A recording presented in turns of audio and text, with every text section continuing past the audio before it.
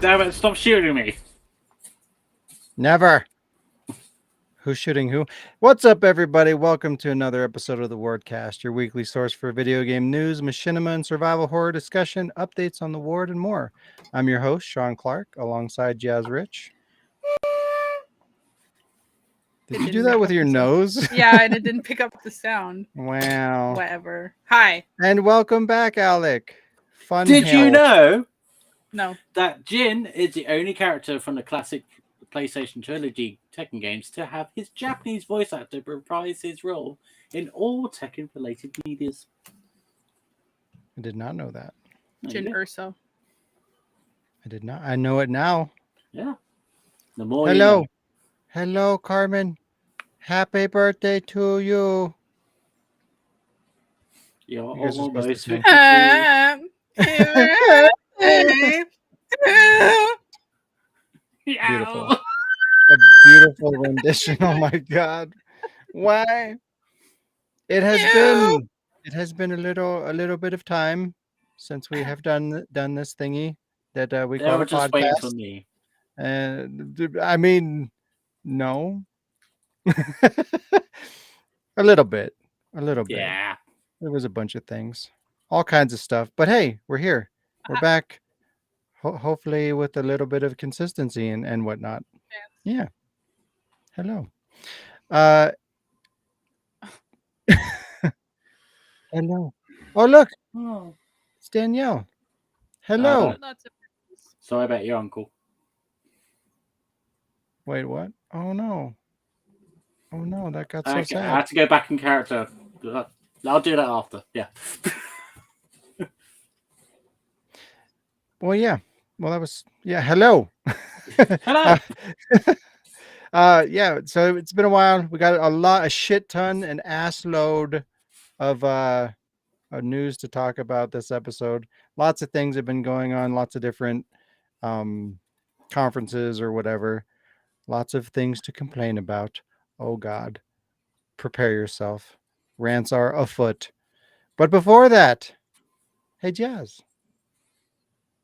How was your week? Which one? All of them. They were all crap. Yay! Idea, my teeth. Yeah, just the usual stuff. Work is work, but I'm starting a new position soon, so hopefully that'll be fun. Are you going to be standing up for this position? No. I'm gonna be sitting down even more than I already am. I don't really think anything special happened. Like I watched a lot of stuff. I finally finished playing Horizon Forbidden West. Not like platinum, but I finished the story. Not platinum yet. I feel like before I finish platinum that one, I have to go back and finish the Frozen Wilds. So that's what I'm gonna do. I feel like I played other games. Did I play the Blair Witch Project last time? Did I talk about that last time? I don't even remember how long. I don't remember either. I think I played the Blair Witch Project. Sean watched. It was it was funny at first and really stupid, and then it got spooky, and I screamed a lot. Then I don't remember what else I've been playing because I basically have not been playing games other than D&D. So much D&D. That's not a game. What? I'm pretty sure it is. Lifestyle or something. I don't know. I've been buying more dice. I've been I'm really trying to think. I watched a lot of stuff like Arrow. I watched a whole bunch of movies. Oh, was the arrow green? What? Yeah, it was the green arrow. I actually wrote down the things that I've been doing. You wrote down what you did? I did, and then I forgot. After 171 episodes? Oh, Lord. Hang on. Hey, don't be meh. What the fuck? But now finding it is the issue here. I don't even know what I named it. So I'm gonna improvise until then. I watched I feel like I watched the movie. I don't know if I mentioned it last time, but I watched Uncharted. It was okay. The Yeah, movie. that's kind of how I felt. Yeah, it was fine. And then I watched I like that movie. That's a good movie. that's not the right one. I'm totally not buying time until I find this stupid thing. I'm waiting for the Lord. sequel to that movie. Like, I want to see the prequel. I randomly have a list of Is things. that what it's called? Yeah. What did I watch, Sean? I don't know. I've been rewatching Care Bears. No. I've been rewatching Final Space and The fuck is Disenchantment. Final Space is awesome. Yeah, it's pretty funny.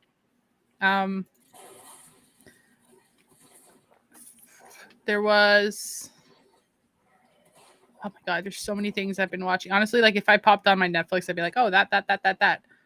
I tried a new show for like a little bit. It sucked. And I did that at least like 3 or 4 times. So there's a lot of shows that I tried to watch that I just gave up on. I guess. I mean, we watched like movies. Like I watched like Star Wars, and I watched this movie with Felicity Jones, and then it made me want to watch Rogue One. So I watched Rogue One, which made me want to watch New Hope. So you know, things led to another. Good times. I guess generally, other than that, I didn't do shit. I went to the cottage. Is that something? That's something. Yeah, I do that a lot though, so I feel like it's nothing Did you special. tip some canoes? No, I didn't go in my You canoe. ask her that every time she goes to the cottage. I know. And the answer is always yes. Sometimes no. I would, but sometimes I'm looking for the file with all the stuff I did, and I just found one that says. How are you not prepared? There's one that says idea. I asked you before we started. Everybody ready? Yeah. Redub Barbie movies, except Barbie's a barbarian. Okay, whatever. I did nothing. That's all. What? Yeah. What's I don't want to keep Did looking you have on that prepared? What? Your show and tell. We could. Do you want to circle back? No, that's cool. What? I have no idea where it is, so I wouldn't. It's stupid. I feel like I had 2 show and tells. I had one already, and then I put it away because we missed a couple of episodes. So, I got this hoodie. It's Dragon Prince. It has a thingy. It has like star sleeves. Anybody who's seen the show would know the character it's based off of, but generally, if you didn't, then you wouldn't. Yeah, and I think that's gonna be my week.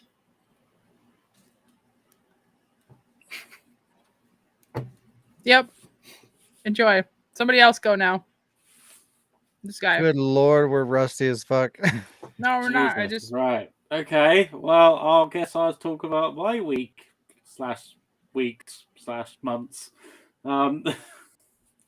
I played in Platinum Cat Game Stray, and even started writing a script machinima for Cat Game.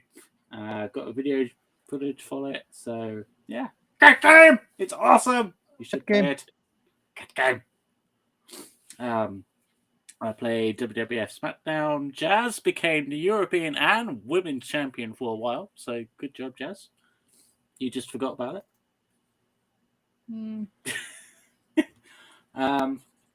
Sean didn't get anywhere. What the fuck? No. But I fought so hard. Did I? No.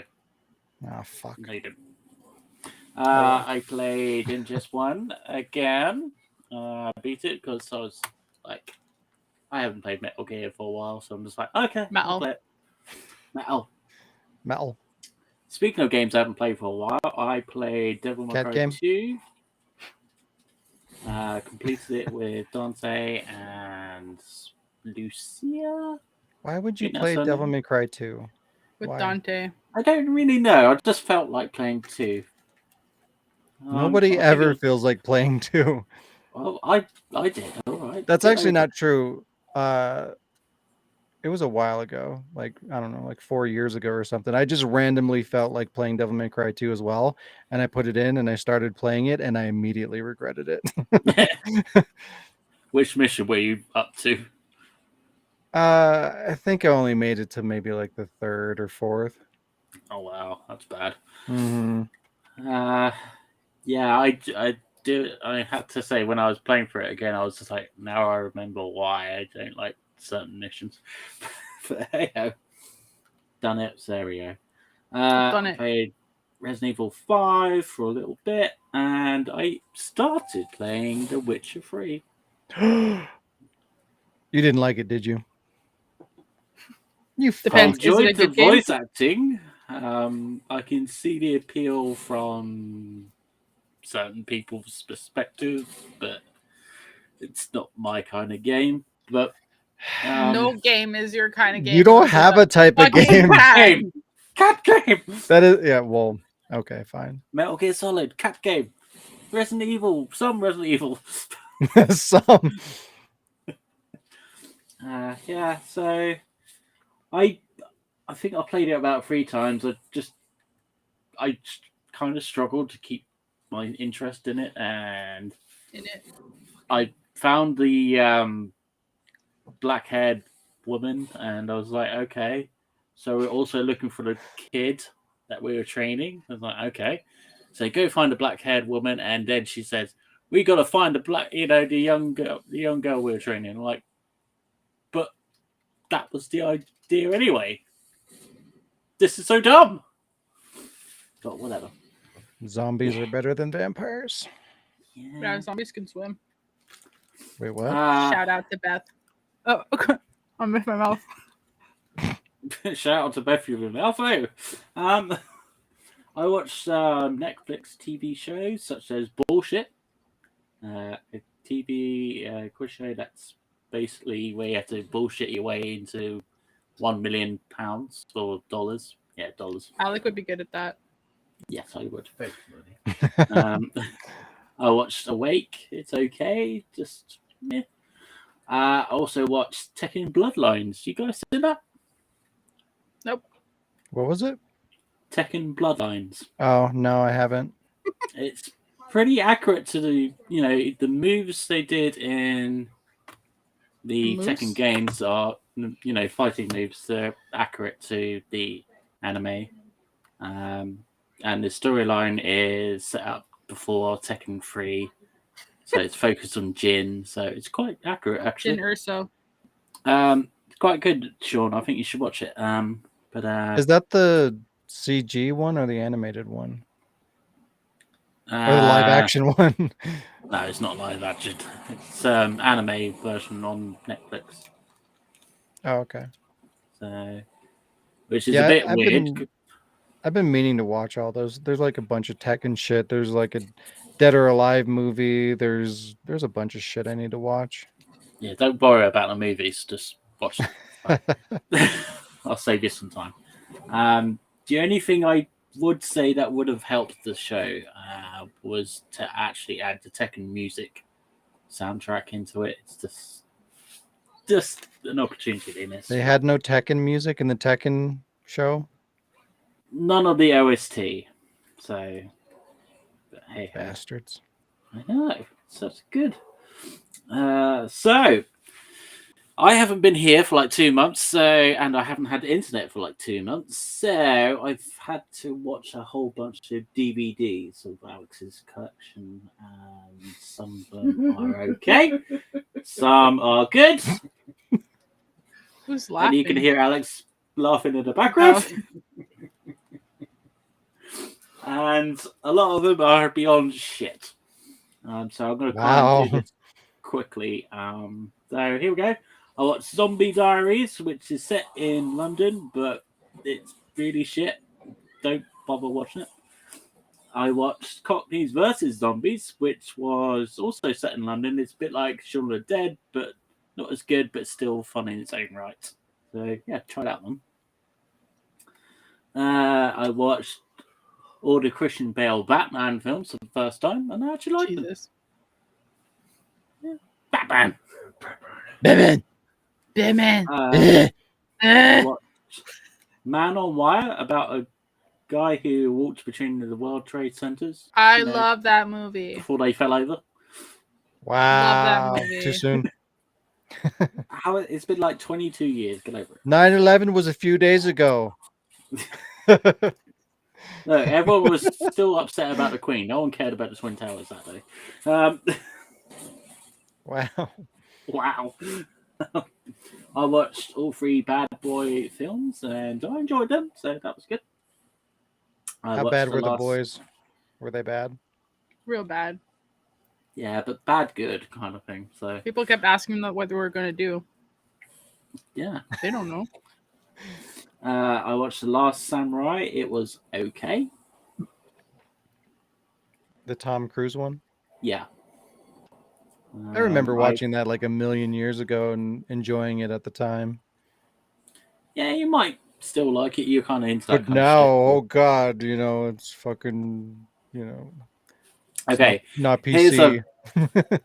here's a bad movie. So I watched Battleship, which is a film based on the Battleship board game, right? I know why. Yeah, but no. It's like Pacific Rim from Walmart. From Walmart.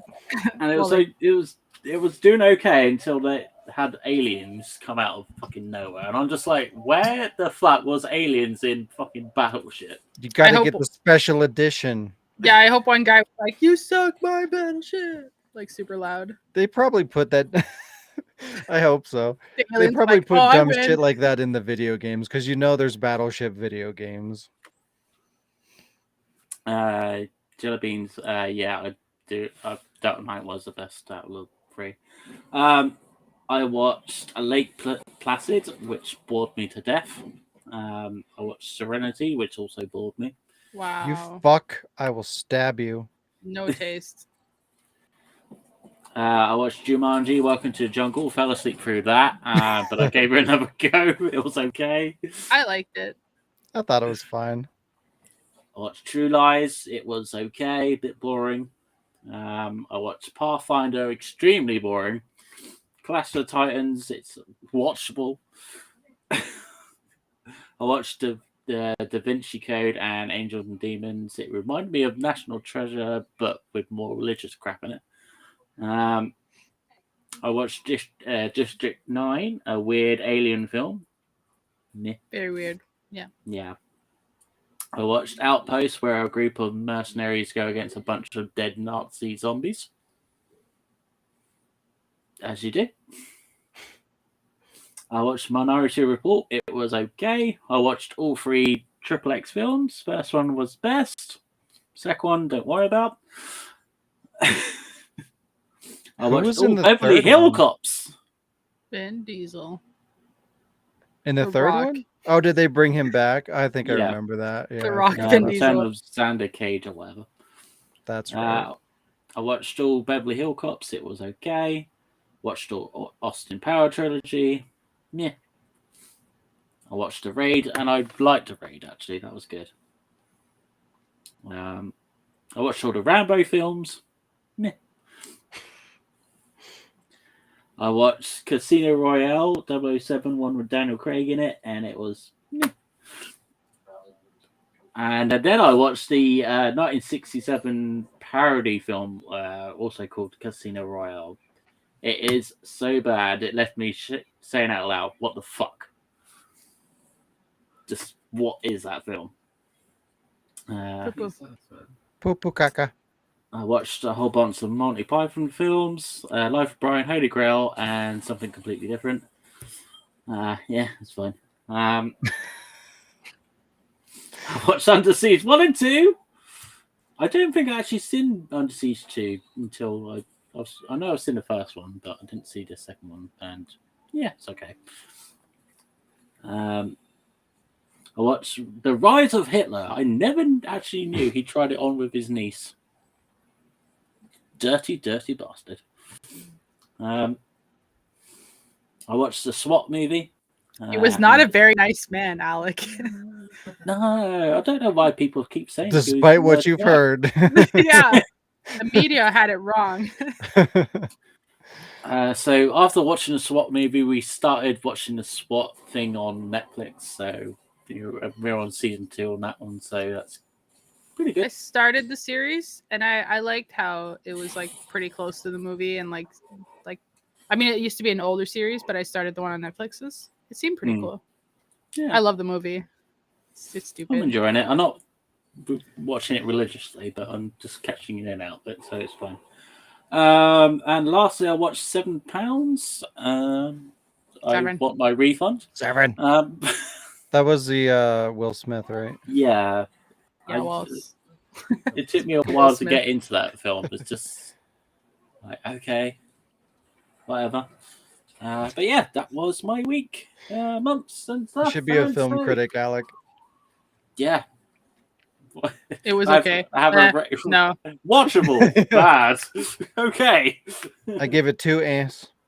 I'll watch it again. I watched Gone in 60 Seconds. That's pretty much what happened when I started it. I stopped watching for 60 I fell seconds. asleep in 60 seconds. All right, show and tell. Is Resident Evil 6 record. final OST. So I picked this up from a record shop. Funny enough, Why is he on the cover? Like of all I the don't Right? things, it's so stupid. it should have been Wesker. The black Wesker. That should have been the front cover. They Makes should have sense. foreseen the future. But it was good because I managed to get this for £36 instead of like 150 for some Good strange Lord. reason. I know. And it was new, so I was just like, all right, I'm picking it up. So that was good. So Jazz, did you find anything? Did you get the thing? Yeah, or- 2 things. Got it. I found the list. It wasn't updated. It was actually the one I used the last podcast, so it's not news. And then the other thing is there's these berries in my candy, and I stretched one out, and it looks like a dick. Wow. Well, not anymore because it got all squished while Alec was talking. It's a but yeah, squish dick. I just thought I'd share that. It's a You delicacy. send that to me. Ah, missed. Sean, how was your Tried week? to eat the dick and failed. No, the dick is still here. Oh, I don't want to eat it on my camera. bad. It's inappropriate. We don't want to get flagged. First off, my week was garbage because job. my consistency Yeah. pants. But I found you. out you're welcome.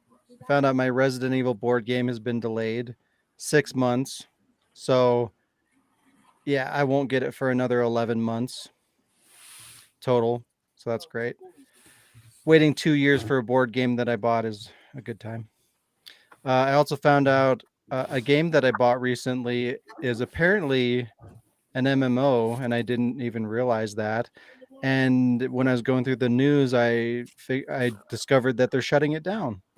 Like the game's not even a year old, and they're already shutting it down. So Wow. I basically just threw away my money because that game's gonna die and disappear. So that's cool. But it sucks because it's a platinum game, and I really like platinum games. That developer usually makes games that I like a lot. So like I never heard about this game. It's called like Babylon's Fall or something. Poop would make poop. And I was just like going through games on Amazon one day, and I saw it and it said platinum. I was like, holy shit, looks cool, good developer. I bought it, and then I saw this article. So that was not great. I think Alec watched enough for all of us. I think. Yeah, sorry. No, you're good. I probably watched like 3 times more. I just don't remember. That's fair. Yeah, So I'll just go by his I don't list. remember a lot of the shit I watched either, so I just tried to remember what I could. I watched a couple of movies in the theater. I think I mentioned Bullet Train on the last podcast, maybe. Oh yeah. Yeah, it was okay. It was weird. Was it watchable? It was entertaining. Like it's one of those movies that's worth watching, but it's not like great. It was So entertaining. wait till though. it's cheap. Well, yeah, don't like buy it or anything. Like if you can watch it for free. Like I have the movie pass thing, so like I can go see as many movies as I want. So technically, like Wow. it didn't cost me anything technically, so it's fine. I'm Go not see as many bragging. I'm movies as they just want. saying. I have no time to watch any movies, so I guess I am kind of wasting my money. But anyways, I also saw in the theater Barbarian, which was weird. It's a horror movie, and it kind of reminded me of Good Lord. it kind of It reminds you of the good Lord. Eh? Barbarian? Yeah, there it is. It's weird because Really? it's called Barbarian, but it's like a horror movie, and the name doesn't seem to have like any relevance to the plot Nice. that I could see at least. I don't know what the fuck fell over, but But it was okay. It was fine. I watched most of Tales from the Walking Dead, I think is what it's called. That was terrible. Oh my god. I don't know what the fuck happened, but like I was expecting at least the quality of the main Walking Dead series, and nah, it's way worse. Like the budget must be like half or something, because like the acting is worse, the music, just the way it's put together, like the times that the music comes in, the quality of the music, the quality of the acting, it's all just like really not good. And I don't understand. Like they have the biggest actors that they've had in the entire like franchise too, because they have like Olivia Munn, not that she's like a huge high profile actress or anything, but like who? it's a name that some people would recognize. And I don't remember the other guy's name. Uh fuck. Bob Marley. Yes. Yes. Anyways, it has a couple of people that I recognized, which, you know, is unusual for a Walking Dead thing. Usually it's, you know, no name actors other than like Norman Reedus. But anyways, so I saw that like there were people in it that I knew about, so I was expecting something like a little bit more interesting than it was. There's literally an episode that's fucking like Groundhog Day. Every Where like show has an episode like that now. but The Walking Dead, like that doesn't fucking work. It doesn't fit in that universe. Why would you do that?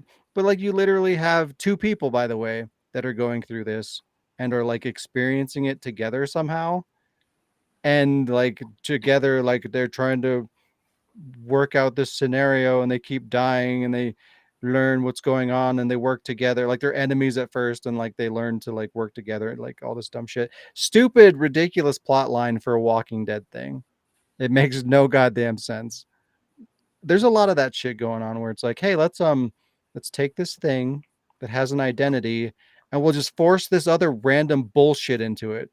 Because why not? Why I don't not? get it. Why not? Let's just who gives a shit? No one's watching anyway. Yeah, right. I watched most of the new season of Cobra Kai. That's pretty good. I think it's probably one of the weaker Cobra. seasons, but it's still good. And I'm on the last episode of Stranger Things. It's like the 2-hour one or something. It's like a long episode. But yeah, that it's okay. I'm starting to sound like Alec. Rubbing off on you. Rip. Most of what I've been watching has just been fucking YouTube shit while I'm doing other things. But I streamed The Last of Us Part 1 on Twitch a couple of times, trying to get that whole thing going. So if you're interested in joining me while I play horror games or like weird random games, you can come follow me on Twitch at the Ward Productions, all one word. Hopefully I can do that a little bit more consistently. Way to plug yourself on a Wardcast. Yeah, how dare I? I mean, what are you going to do next? Advertise some other thing? Buy merch. I might. Who knows? I thought you would. What else? So yeah, so I was streaming Last of Us, and I'm kind of starting to come around on that a little bit. Like, I still don't think it's necessary that they did that remake, but I don't know how far I am. I'm like a quarter of the way in, maybe. And from what I've seen so far, it's a 1-to-1 remake, which for me, like that's what I prefer. Like if you're gonna remake a game, fucking remake the game. Like it doesn't need to be something different. Just make it look prettier and play better. So like that's exactly what I want out of a remake. So since I'm getting that out of it, I appreciate it a lot more than I would, you know, most remakes. Or if you're not going to do that, you know, do like Resident Evil 1 remake, where it's like for the most part, it's the same or true to the spirit of the original, and then you have like additional content on top of it. Like those are the way I want remakes to be done. So I can appreciate The Last of Us a little bit more because of that. The only problem is like this would have been great if it wasn't for the fucking remaster that they did a year after the fucking game came out. Yeah. Because between the original and the remake, it's a decade. It's almost 10 years. Like that makes sense. And if you compare the original Last of Us with the remake and you ignore the one in the middle, it makes sense. Like there is a pretty big graphical difference between those two. So it would have been fine, but since they threw that fucking dumb remaster in the middle, it just kind of fucked everything up and made everything pointless. But anyways, I'm enjoying it. It is a really, really beautiful game. Like there's moments that are just like really jaw dropping, and it's been so long since I played the original that like I can't appreciate all the differences because there's things that I think that they may have added in the new one that the original might have had, but they're just a little bit prettier. But like just little details like tears and emotions in the face and stuff like that that are just like really, really cool. I appreciate that little shit. I like my weather. All right. I like my weather in my games. We I know, like you expression. Fuck you. You need to Good. come up with a weather segment for this, for the news bit. Weather in video games. Yeah. What the fuck? Ignore that. I don't know. Hold up. So unprofessional. Oh, that's in the other room. That's going to go off for a while. Is it really loud and obnoxious? No, Can you just hear you. it? It's my alarm. Anyways, we're going to pretend that didn't happen. Also, I streamed some Strange Brigade with Jazz. I don't know. Did I talk about that last time we No. did the podcast? I don't think so. That was pretty fun. It's kind of like a Indiana Jones-ish Tomb Raider kind of game. It's fun. I feel like it's one of those games like if you play it on your own, it'd be kind of blah. But playing with friends is fun. Play it with you guys now. You bought the goddamn thing so that we could play together. You better play with us. I was a cowboy named Patrick. Patrick? Patrick. And I'm from Texas. Gonna catch up real quick on the comments. Daniel Wolf said, I hope Infinite Darkness Season 2 comes out. Thoughts and opinions on that? I haven't even watched season 1. Don't. Still better than, the Netflix live action thing. Yeah, I mean, I'll give you that. It was way better than that, but ultimately not great. But at least that didn't get cancelled within a few months. Don't acknowledge it. Pretend it doesn't exist. I don't know what you're talking about. Yeah, Carmen said Olivia Munn. Olivia Munn used to be co-host for G4. That's what I think most people know her from. But after she left G4, she started doing like random acting things. Like I think the biggest thing she ever did was one of the X-Men movies. She was Psylocke, which was a weird casting choice, I thought. And I tried that's what I watched and that's what I played. And I tried some drinks, some beverages, some weird ones. I tried fucking Coca-Cola Dream World. Beth hates that shit. It's not very good. But I was curious and I thought I'd give it a shot. And yeah, it's weird. And I tried fucking Nitro Pepsi, which is like a draft cola. It's not very good either. But hey, I was trying to do new things and it didn't work out. What about this? It's Red Bull, but it's green and it's dragon fruit flavored. Why not just make it apple? You know what I mean? Dragon fruit is so much better. Is it better or is it different? It's better because I love dragon fruit. That's fair. I know. I'm about to fucking drop kick that fucking thing in a second. Drop kick it into its anus. Yeah, I've finally been going through my collection and like doing a deep cleaning on and cataloging my collection of games. I have a lot of stuff that I bought used over the years, and I've never actually gone through and just like really like wiped them down and like got the stickers off and cleaned the discs and all that kind of shit. So like slowly but surely I've been making my way through my collection, cleaning everything up. It's a huge pain in the ass. While I'm doing that, I'm going through pricecharting.com, which lets you kind of keep track of your games and catalog everything, and it gives you value for the games and stuff. I think I talked about that before. Yeah. But it also lets me like keep track of what I'm missing. So if I'm like missing a manual for something, or if the game's so fucked up that I need to replace it, like I can keep track of all that stuff and yeah, eventually get a pristine catalog of games. That thing will never shut up, will it? Good fucking lord. What are you talking about? I don't know. I hear nothing.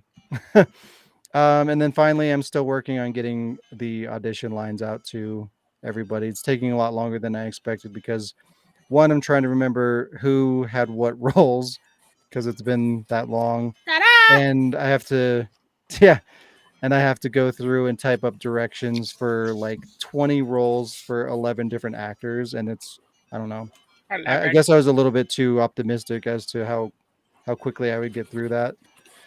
But yeah, so I'm working on that. I'm getting there. Hopefully, I can finish it up over this weekend, but we'll see. Show and tell. I have two.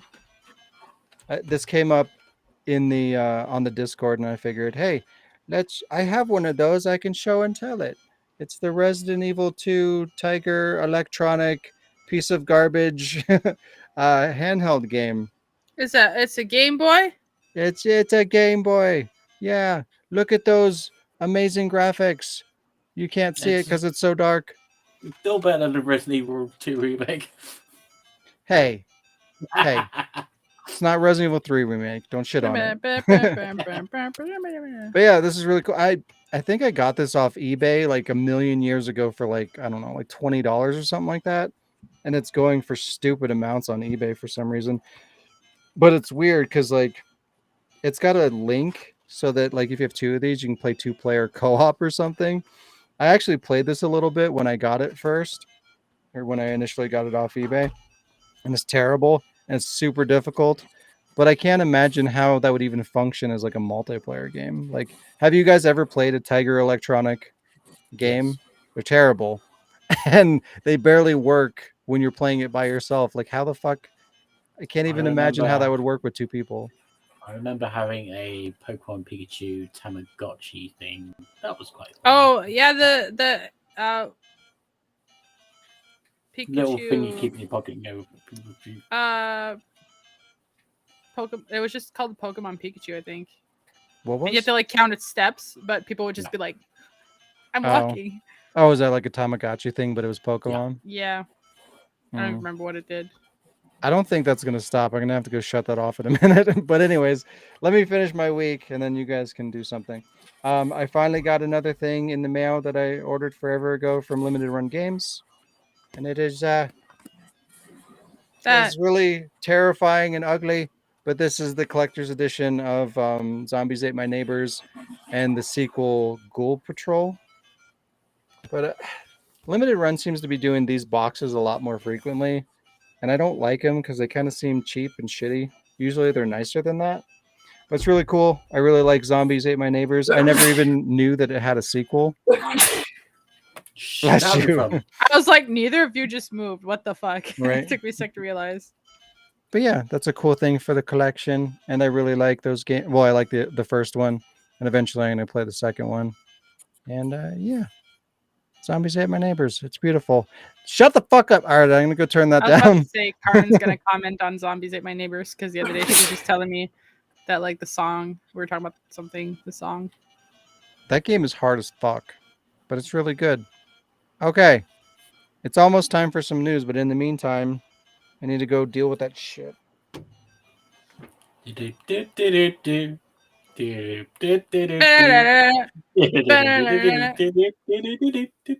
I guess I can say that I also played Toma Tippy Tom. Tuma. It's the PS5 is free game that came with PlayStation Premium this month, and it's weird because you wake up in your bedroom, a bit like Pokemon games. There's a computer, a bit like Pokemon games, the Game Boy Color ones. And it's just like you go around, you go downstairs, your mum gives you a camera, so you go on an adventure, you go around taking pictures of people, things, and all that, even ghosts.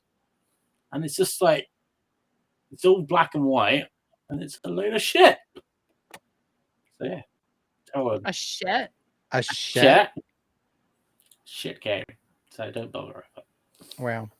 I don't think there's a delay on the comments. I think you just commented right before I mentioned that, Carmen. Because I was too slow to comment. I'm And delayed. Lee took a stab at me for not finishing my unboxing video yet. I'm Still working alive, on it. damn it. Which one? I know I have like 3 of them. I'm sorry. Bada. Life is hard. Before we go Life's into stupid. it's stupid. That too. Before we go into the news, I totally forgot to mention that I've been recording footage for Machinima, like playing some games here and there. Not like a whole lot, but getting some footage so I can write a script soon. Yeah. You sound like you're not interested in that at all. You're just like, I have I'm too many- recording. I have too many And I'm doing it. projects and I feel like it's going so slow because I just don't put enough time in it. Yeah, the struggle. Yeah. It's hard. Sucks having a brain that thinks all the time. And work and all that shit. Yeah, but fuck that. I don't pay attention to work. Eventually, Fuck more all that. Machinima guys. Yay! Yeah, one day it's coming. Woo! I'll make you one by next week. How about Maybe that? it'll all happen at once and we'll all finish at the same time and you'll have like 20 Machinima videos at once. Halloween's coming soon, so we might have one by Christmas. Yeah. Yeah. Maybe I can finish the ones from last year and finish them this year. Put them up this year. We'll see. October knows? month. We're gonna do a spooky October October month. time. We're gonna do it this year. October month? Yeah, like you want to do something like Oktoberfest? spooky things throughout the whole month. So Yeah. At the 3 of us, we're gonna do it this year, guys. We're gonna get like 31 times what we did last year. I mean, considering I ran like I did like a video every day for the entire month of October once by myself. Like, if between the 3 of us, you'd think we'd be able to manage that. Don't you fucking I go see as don't many you movies as I downplay want. my I did a whole bunch every I day worked by hard to myself. get that shit done. I'm I proud work of that. hard. Fuck you. You go to hell. Guess what time it is? It's time for some news.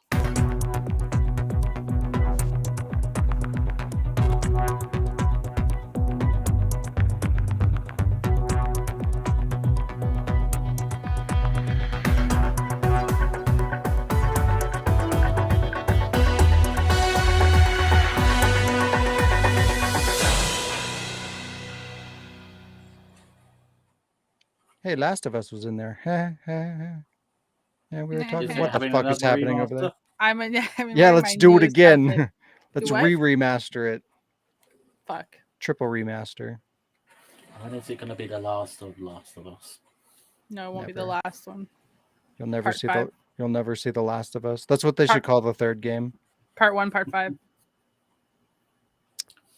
Son of 2. a bitch. News. Hold on. Here we go. Hey, creepy old Who's man. that guy? It's that guy. Dude, It's Bill. Who's that bonus motherfucker? points for anybody who knows who It's this is. Bill from. It is not Bill. It does look a lot like him though. Nobody? All right. It's George Romero. Oh. Yeah. So George A. Romero's canceled Resident Evil movie is getting a documentary. So that's interesting. Who? It actually is going to be very interesting. I'm curious to see what comes of this because that story is a fucking disaster. Just fucking garbage. But Yeah. so good. The documentary is aiming for a 2024 release date and will aim to get a better understanding of what Romero's vision of Resident Evil would look like had he not been dropped from the project.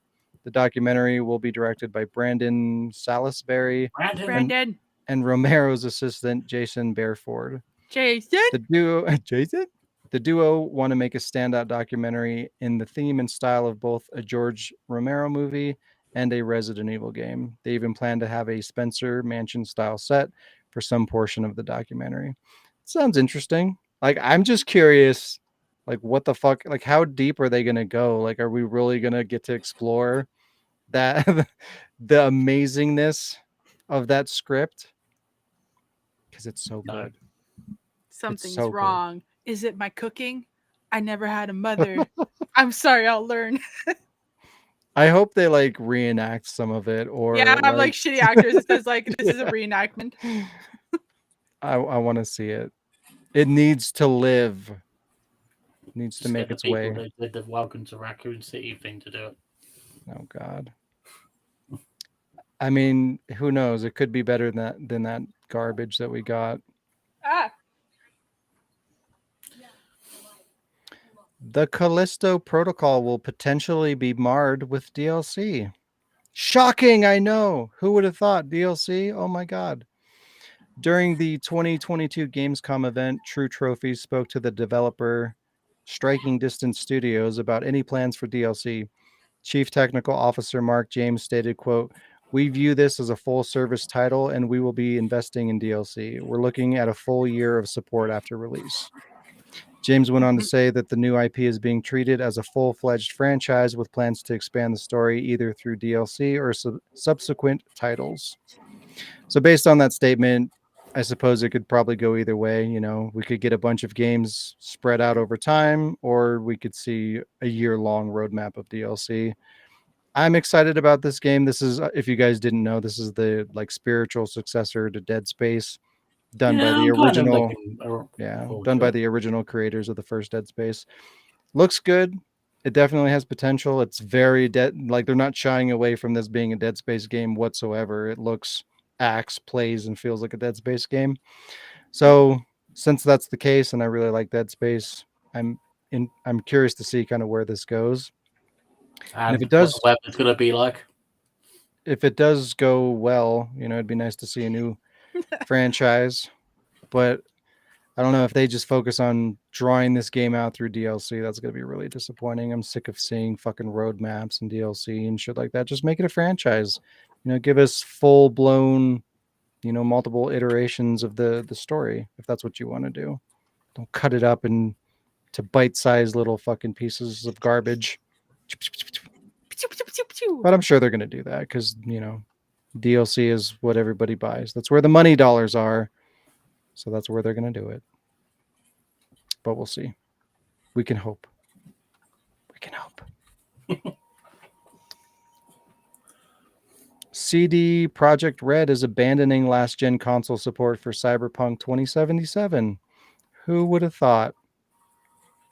CD Projekt Red dropped a surprise update for Cyberpunk that adds DLC, including a new side mission and a couple of cosmetic items that tie into the upcoming Netflix anime series. This will be the final update for last-gen versions of the game. In addition, the developer also revealed the game's first major story DLC that will only be available on PS5, Xbox Series, and PC sometime in 2023. I'm not really surprised by this either. You know, considering the last gen ports were kind of garbage and they had more bugs than any other version.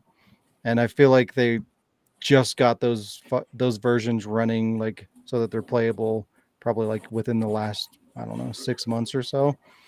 So I'm not really surprised that they're dropping support and not doing the DLC and all that kind of shit. But it's really frustrating, you know, because people like me who bought that shit on last gen, got the fucking collector's edition, and they expected to be able to play a functioning version of that game on that platform. You know, we kind of get fucked unless we buy it again. And I'm not going to do that. yeah, will. fucked. It didn't even really, like, I don't know. It seemed fine, but it didn't even hold my attention long enough to play it for more than like a couple hours. So, and I like that team. Like, they make The Witcher, and I was really excited about this game, and it was just like, I don't know. It wasn't that great. Oh, well. I was only waiting for it for like 6 years or something. No big deal. Only. That's all. Who cares? Halo. Hello. Oh my god, Hello. what is that? Garbage. That's what that is. Hey, remember when Halo Infinite was revealed and it looked like that screenshot which looks like an Xbox 360 game, and 343 Studios like had to completely rebuild the game to make it look like a fucking actual current gen title. That's always a good start to your game, right? It's always impressive. Uh-huh. So Halo Infinite reinforces why modern gaming is total garbage. Halo Infinite is getting new features and game modes through DLC on November 9th. First up is going to be Forge mode, which will be added as a beta, a mode that allows you to create custom maps. This new mode that they're adding almost a year into the lifespan of the game was something that came included with Halo 3. Why the fuck did it take a year for them to put this shit? And it's in beta. So like it's not even actually getting this mode. It's getting a playable demo of this mode. Why? It's fucking garbage. Halo. Like it, I don't understand.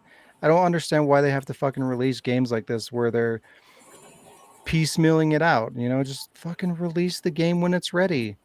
It's not that hard. And that's not even the worst part. The second feature that they're going to be adding is going to be campaign co-op. Again, co-op a year. Halo game that doesn't have co-op. Yeah. The fuck? They're adding co-op a year after release to a franchise that has been known for its multiplayer and co-op. Like everybody that wanted to play through the story has done it a long fucking time ago when the game came out. So putting in co-op at this point is fucking redundant. It's stupid. Like even if people actually go back and play it in co-op, like the magic is gone. They've probably gone through the campaign multiple times. You know, if they wanted to get all the trophies or whatever or achievements, they probably did that. So there's not really that much incentive to go back through it. And plus, like I would just be like I am a Halo fan. And like if I had to wait a year to go back and play co-op, like I would just be the whole thing would be tainted, you know, like I wouldn't enjoy that experience. I'd just be frustrated. But anyways, I guess at least it's there. Oh boy. And finally, they're completely scrapping couch co-op. This is something that they promised that they would have. And now they're not putting it in there at all. And again, this is another feature that Halo has always been known for since the first game came out like 15 years ago or whatever. And now it's not even in this game at all. Like, why even call it Halo? Like, it's fucking garbage. Halo. I'm this at this rate. I'm kind of glad I dropped off Halo. So Yeah, it's just getting worse and worse. I heard horror stories about how fucked up they made the story too. So I don't know. One day, I plan to go back and play all the ones that I missed, but I don't know. Just like Resident Evil and many other franchises, they're just fucking destroying all the good properties by doing shit like that, fucking up the story. You know, releasing broken, half-assed versions of the games. Just stupid. Why? Why's it gotta be like that? Why? This is kind of good news, though. Grimoire is getting a remaster. Again, it's another fucking remaster, and I'm kind of getting tired of seeing these, but at least, you know, they're bringing back a game that hasn't been accessible on modern systems for a long, long time. And I feel like when this came out on PS2, it wasn't even really well received. I think it was one of the last games that came out during the PS2 life cycle. So I think a lot of people missed it. I was actually one of them. life cycle. It was one of them that I wanted to check out, and I saw it on the store shelves, and like I almost got it, but I never did. And then I played like other games from this developer and really liked those, and then wanted to go back and play this game. And it became one of those games that's like, you know, if you want a copy, it's going to be like $200 or some shit like that. So it's nice to make it accessible again. But the enhanced remake titled Grimoire once again will be released on PS4 and Switch and is set for a spring 2023 release. Unfortunately, it doesn't look like they're adding any new content or anything like that. They're just cleaning it up and making it playable on current generation hardware. But like I said, it's still nice to make games like this accessible to a modern audience, or even just accessible to somebody that wants to play it in HD without having to hook up like an older system or something like that. So it's good. Again, though, I'm tired of seeing fucking remasters. I want to see more like original things, like new IPs and things like that. But to be fair, I think it was maybe the last two podcasts that we did. There's actually quite a bit of interesting new properties that were in the news that I thought looked really interesting. So at least it's getting a little bit better. Some companies are at least trying a little harder than they have in the past, because I'm starting to see a little bit more like new IPs mixed in with remasters and sequels and shit like that. So it's good. I hope that continues to happen going forward, other than, indie games. There's so many indie titles that are all like the same shit regurgitated over and over again. So the fuck is that? Don't worry about me. The fuck is going on over there? This is what happens when we don't worry about you. Wow. He's gonna make Wow. other arrangements. Hey, Call of Duty. Yay. Woo? Woohoo. Call of Duty is becoming an Xbox property, and it has Sony a bit concerned. As part of the massive Microsoft Activision Blizzard buyout, Microsoft is set to acquire the Call of Duty franchise.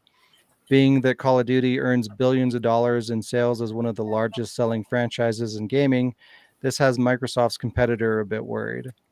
Given the weight of the buyout, Xbox head Phil Spencer stated that Call of Duty games will continue to be available on PlayStation for three more years after the latest Call of Duty entry, which would be the one of, for this year.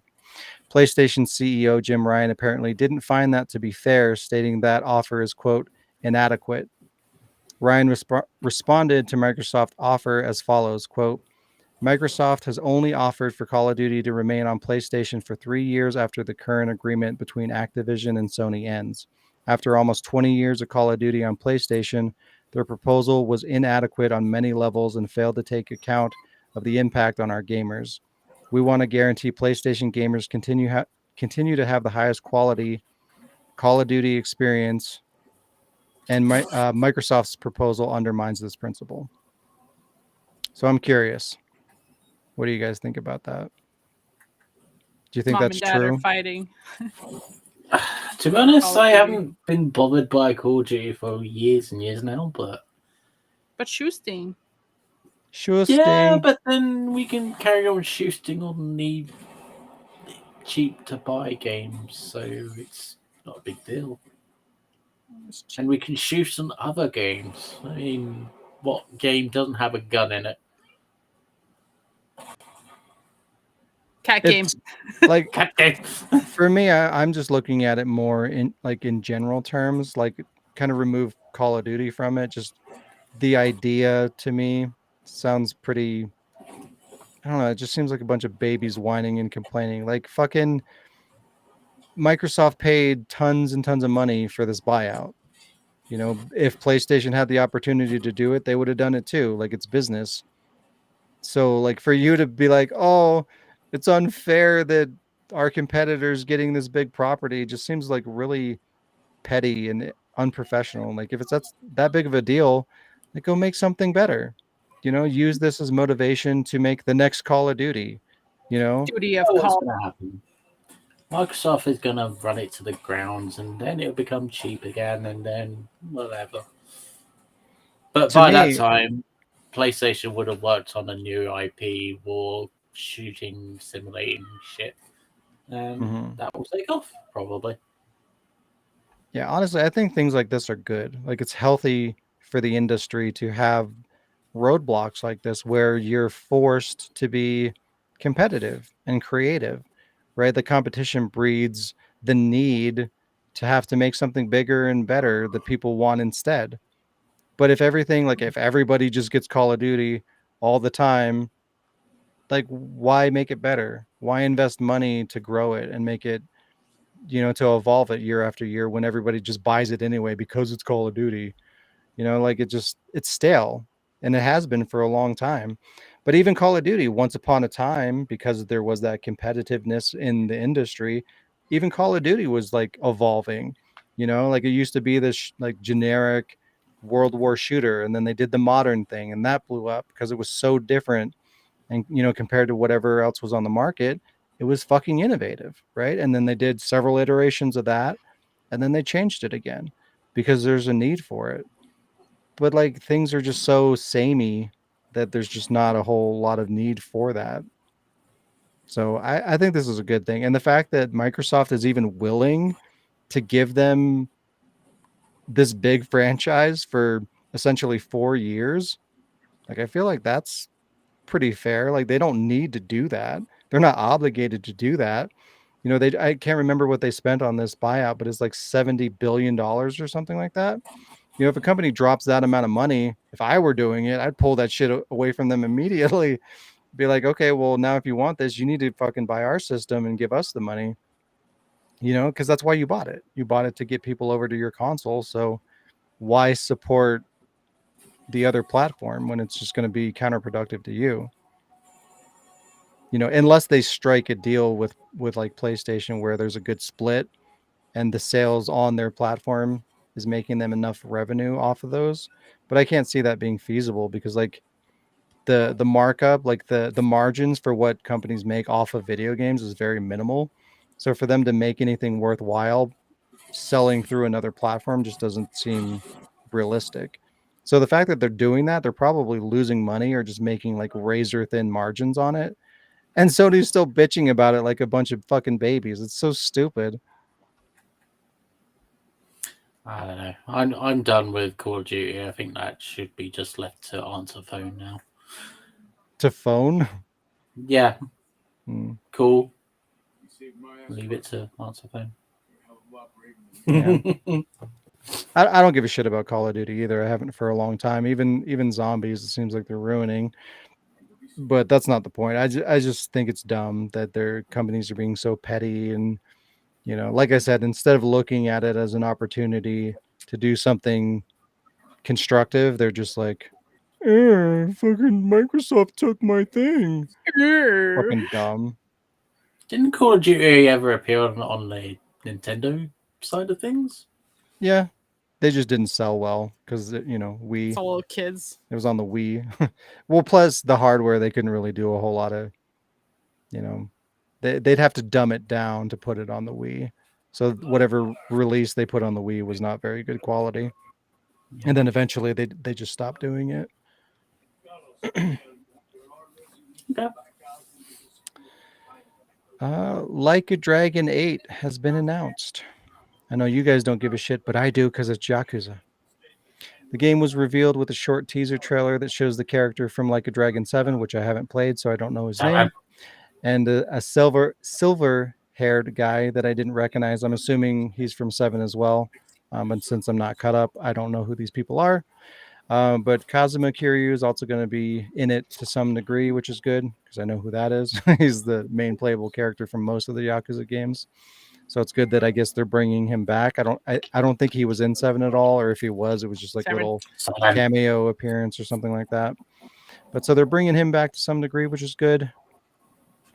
Like a Dragon 8 will release sometime in 2024 on everything. It's going to be on PS4, PS5, Xbox Series X and S, Xbox on One. that Tiger Resident Evil 2 thing of yours. Yep, Windows and Steam. But that's good. It's always good to see a new Yakuza game coming up in the future, especially in the US, because once upon a time that wasn't a thing that happened. The latest entry in the series, Like a Dragon 7, took an unexpected turn towards the realm of turn-based RPG, and subsequent entries were said to follow suit.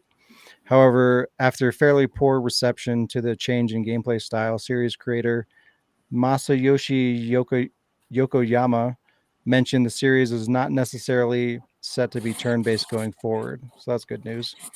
He said, quote, Like a Dragon will utilize whatever gameplay mechanics enhance the story, even if that means turning the series into a party game. End quote. That's a little concerning, but whatever.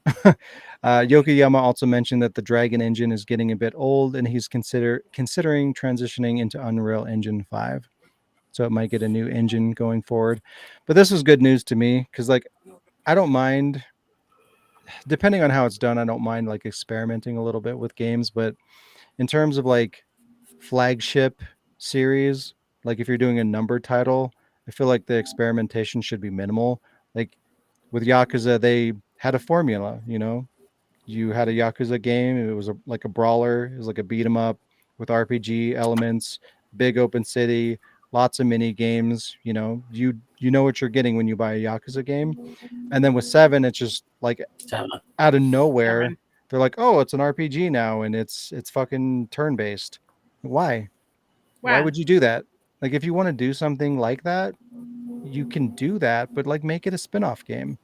And maybe if that does well enough, like the fans receive that to a certain level, then yeah, maybe consider implementing that into the mainline franchise. But I just don't like when they change a game completely out of nowhere for no reason.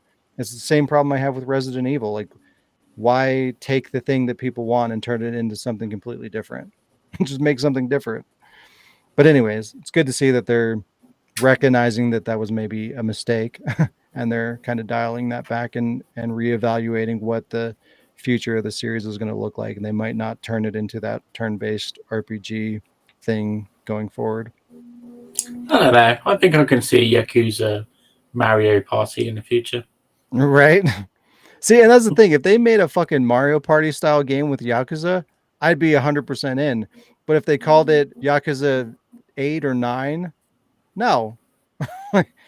Don't fucking do that. Like, it doesn't work. I don't like, if you're making a sequel, I want to see more story. I want the gameplay from Yakuza. But if you make a fun side game that's like goofy and stupid, I love that shit. There's a right and a wrong way to do that kind of stuff, and typically they do it the wrong way. What else? More Yakuza news. The upcoming Like a Dragon 8 wasn't the only. What the fuck? This article's fucked up. I fucked it up. Good job. The upcoming Like a Dragon 8 wasn't the only news to come from developer Ryu Gotoku Studios. Like a Dragon Gaiden, The Man Who Erased His Name, was also announced. This will be a prequel that ties together Yakuza 6 and the upcoming Like a Dragon 8. This one will in fact not be a turn-based game, and it will be an action-adventure game that takes place during the events of Yakuza 7.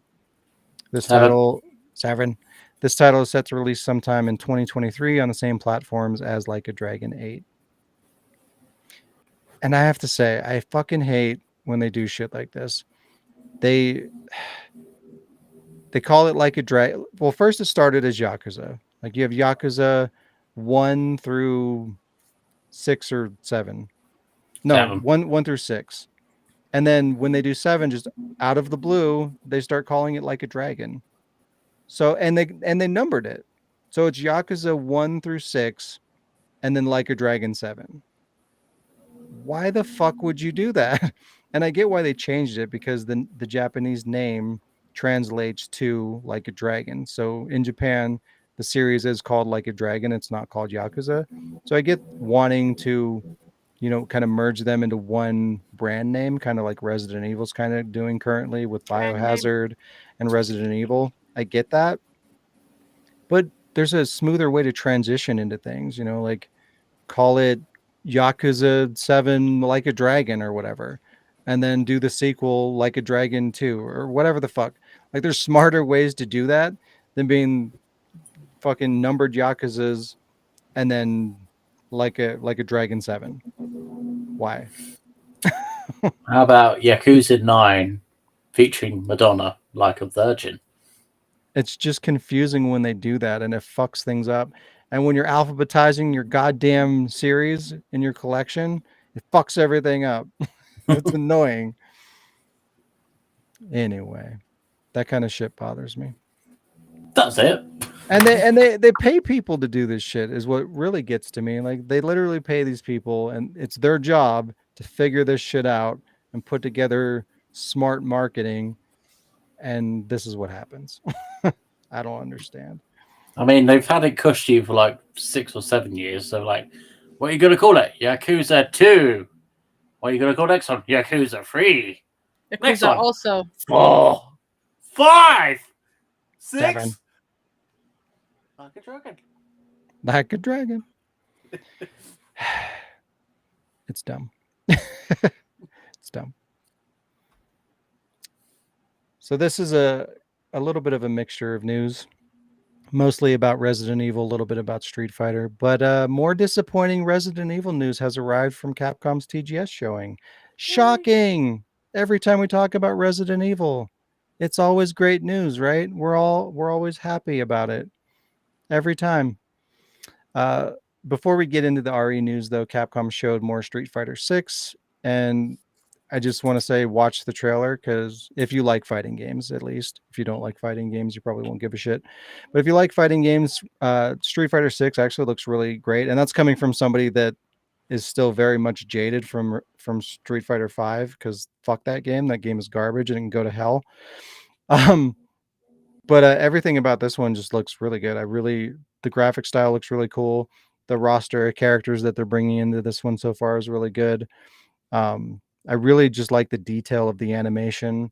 Like, you can really see the effort that they put in during like the super combos, like the tensing of the muscles and the facial expressions and everything like that is just like really detailed. And fighting games don't typically go that in depth. Usually it's just like straight face, they hit them and you kind of move on. But like, you can really tell that they dialed into little details, which again, I really appreciate.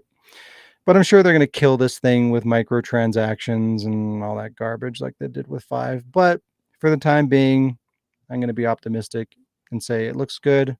And I hope they don't fuck it up with stupid shit like that. And if they don't, I'll probably pick it up. You're gonna Now, pick it up anyway. for Resident Evil. Oh boy. First off, they showed a bit more of the Village DLC, Shadows of Rose. The DLC for a character I couldn't fucking give a shit about. But anyway, and as I figured, Rose has special powers. And what do you think they gave her? She's got the metamycete or whatever that can literally do anything and everything. What kind of powers do you think she has? Does she have the same powers as the Mila Djokovic Alice character? No. No. Does she know how to open a can with a can opener? No, she's a millennial. Actually, no, she's not. I don't even know what she is. Okay, let's see. Can she summon zombies or vampires or big-breasted lady vampires? No, but that's kind of what I was expecting. I mean, why not? She's part of the fucking metamycete or whatever, so she should be able to summon whatever the fuck she wants. But no, she can freeze enemies. Whoa. Look out. Hang on. What? Whoa. What? When was 7 and 8 to do with freezing enemies? When?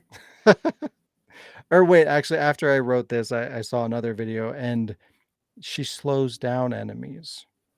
That's her great power. Her interconnected web that spans throughout centuries of interconnected knowledge and the literal ability to shape, shift, and transform and create anything you want. And she slows down enemies. That's her power. Brilliant. Good job, Capcom. Really thinking outside the box with that one. Seriously, they just should have just came up with a new IP at fucking 7. Right? It makes no fucking sense. And I that's don't know. what they did with Devil May Cry. They were like, it's too different. Right? Let's give it a... Why did they do that again? I don't know. And I don't know.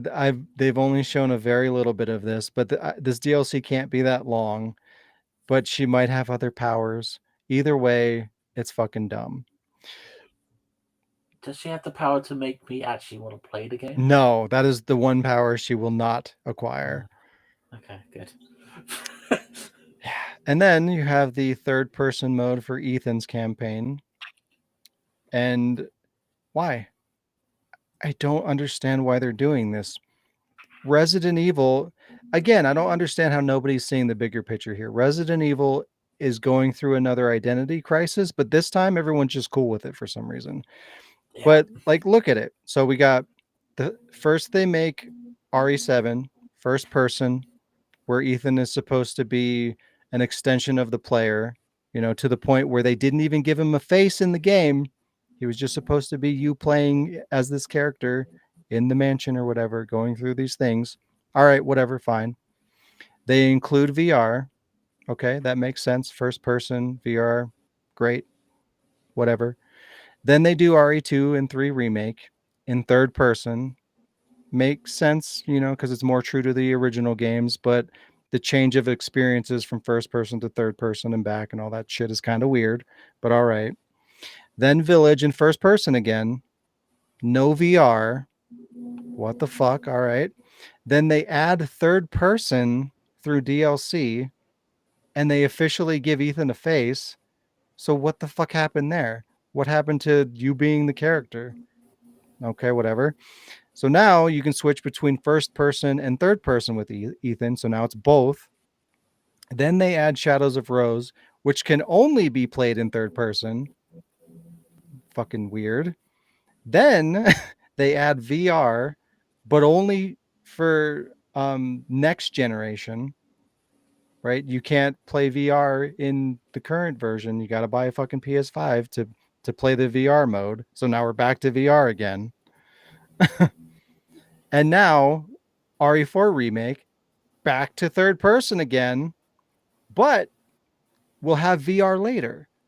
What the fuck is going on? What a clusterfuck. It's stories like this. It just makes me glad Metal Gear Solid's dead. Like, what?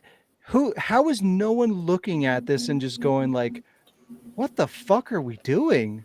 Who is this for? Like, this isn't aimed at anyone. They're just shooting shit left and right. Like, they're throwing everything at the wall and hoping everything sticks.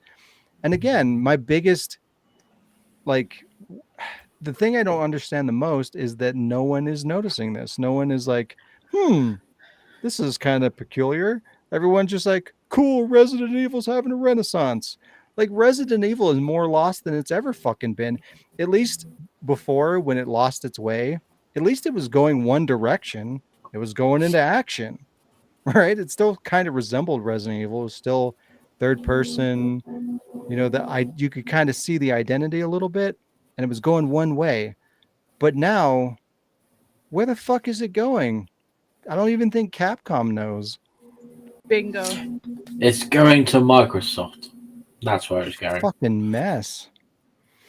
And even better, so to play all the VR RE games released over the last 5 years, you have to buy a $300 PSVR to play 7 because it's only on there. You got to buy a $400 Oculus Quest 2 to play RE4 VR because it's only on there. You got to pay what I'm assuming is going to be $500 to get a PSVR 2 to play RE4 Remake because it's only on there. What the fuck? So $1,200 to play 3 Resident Evil games. Who is that for? Clearly, that's not for the consumer. If you're a general Resident Evil fan, yeah, it's for you. They know that you pay money for Resident Evil. So, but that's the thing. Like, even me, like the person that's gonna buy all the dumb shit, has hit a wall. I'm not buying 3 fucking VR headsets to play these fucking games. That's bullshit. That's ridiculous. So, like, what? This is just breaking, like, separating people. There's always going to be somebody that either can play none of them or can play one of them, or maybe, if you got a lot of money, 2. It's going to be rare that people are going to drop $1,200 to play 3 games. So, like, that just doesn't make sense. Why would you do that to your fan base? It's fucked up. But that's the thing. There's not money to be made there. I doubt most players are going to be willing to throw down that money. Some people probably will, but the majority aren't. So they're not going to be making tons of money off of a decision like this. It's just going to alienate and piss people off. Yeah. You know what I think they need? Umbrella Corps 2. Oh, fuck. More core. Yeah. Core blimey. Hardcore. Yes. Core blaming.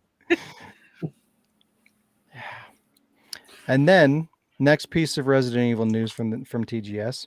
Capcom is releasing RE2 and 3 remakes and RE7 and 8 on Switch as streaming cloud versions. Yay, streaming games. So exciting. So Sounds they're not favorite, even going to bother yay. with a cartridge with 1 megabit of Resident Evil. It's so fucking stupid. And my favorite part, for the second time now, Capcom has said the next Resident Evil game will be current gen only, meaning PS5 and Series, Xbox Series. And yeah, I mean, I don't care about Resident Evil, but like, And then later, they're just like, oh, by the way, it's coming to last gen too. So the reason I bought a fucking PS5 is now irrelevant because I bought it for RE4 Remake. But hey, now it's coming to PS4. That's just fucking lazy and irresponsible as a business. Like, you're telling me this multi-billion-dollar company that's been making games for what, like 40 years can't figure out something as basic as what fucking platforms they're going to be developing on? yeah. So I'm going to say that's bullshit. They do know, which means they're purposely withholding this information intentionally, which is fucked up. Like, they announced RE4 Remake 3 months ago as a PS5 game, as a current gen game. Then all of a sudden, it's multi-gen. Why? There's More money! There's no reason to not reveal this information up front, or to not, just don't give any information. Like, if you don't want to reveal all the platforms, don't reveal any of the platforms. If you're not ready to tell consumers where they can buy this game, shut the fuck up. Just say, hey, the game's coming out. This is what it looks like. Get excited. Done. Shut up.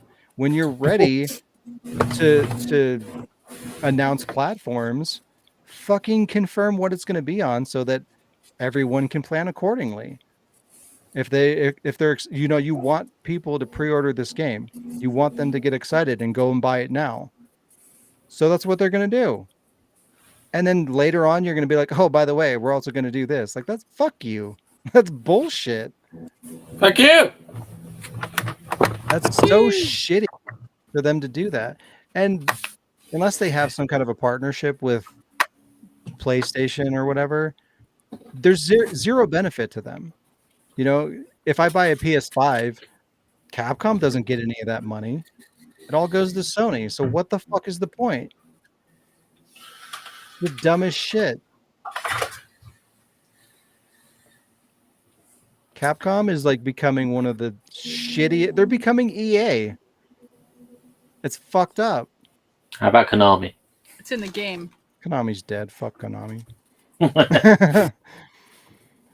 But yeah, when I saw that, I couldn't fucking believe. Like, I was prepared to be disappointed by this Capcom showcase and whatever they had to say about Resident Evil, but I was not expecting that fucked up shit. Like, literally, I didn't want a fucking PS5, and I bought one because I wanted this fucking stupid piece of shit game. I didn't want to do it, and I knew doing it was dumb, but I didn't know I'd be fucked like that. That's really shitty. Capcom can go to hell. All right, Do you want to else? wrap up that poster behind you? Kinda. I'm starting to get fucking bitter. Hey, man. Go right ahead. I'm going to Offer a sacrifice. Like, it's probably literally going to get to the point where, yeah, like my fondness of Resident Evil is outweighed by my anger towards it. And that's fucked up. Alrighty. Any horror. Let's move on. The next one, it's kind of news. I don't even think, do I have a thumbnail? I should have a thumbnail. I can't find it. You have a thumb. I might have a thumb. Don't die. Hold on. Let me. Fuck it. We won't use it. Anyways, yeah, this one was just kind of a surprise to me personally. They showed a little bit more for this game for Crisis Core Final Fantasy VII Reunion. Like, it was already announced, I believe, but they just showed some new trailers or something like that. And I hadn't really watched anything on it until this trailer, and it confused me. So this game just recently got, I think it was 2 trailers. So I watched one of them. I didn't watch both of them. And this game is officially Final Fantasy Remake Part 2. They've confirmed that. Yet this game is a remake of Crisis Core Final Fantasy VII on PSP. So if this is a remake of Crisis Core, where the fuck is the rest of Final Fantasy VII Remake that they left on a cliffhanger and only gave us a quarter of? I would say it was basically the original Final Fantasy VII's, ambitions to have Crisis Core as part of Final Fantasy VII's original story, but they just couldn't fit it in. That's fucking stupid. Again, like this is just so fucking unprofessional. Like, if you want to, that's not a bad idea to build Crisis Core into Final Fantasy VII. That could work, but you need to streamline it into a cohesive story. Don't do part 1 of Final Fantasy VII Remake and then a remake of Crisis Core as part 2 when everyone's waiting. Everyone was already pissed off that they only got the little bit of Final Fantasy VII, as it were. And then it leaves on a cliffhanger. And we know there's going to be big gaps of time in between these remakes.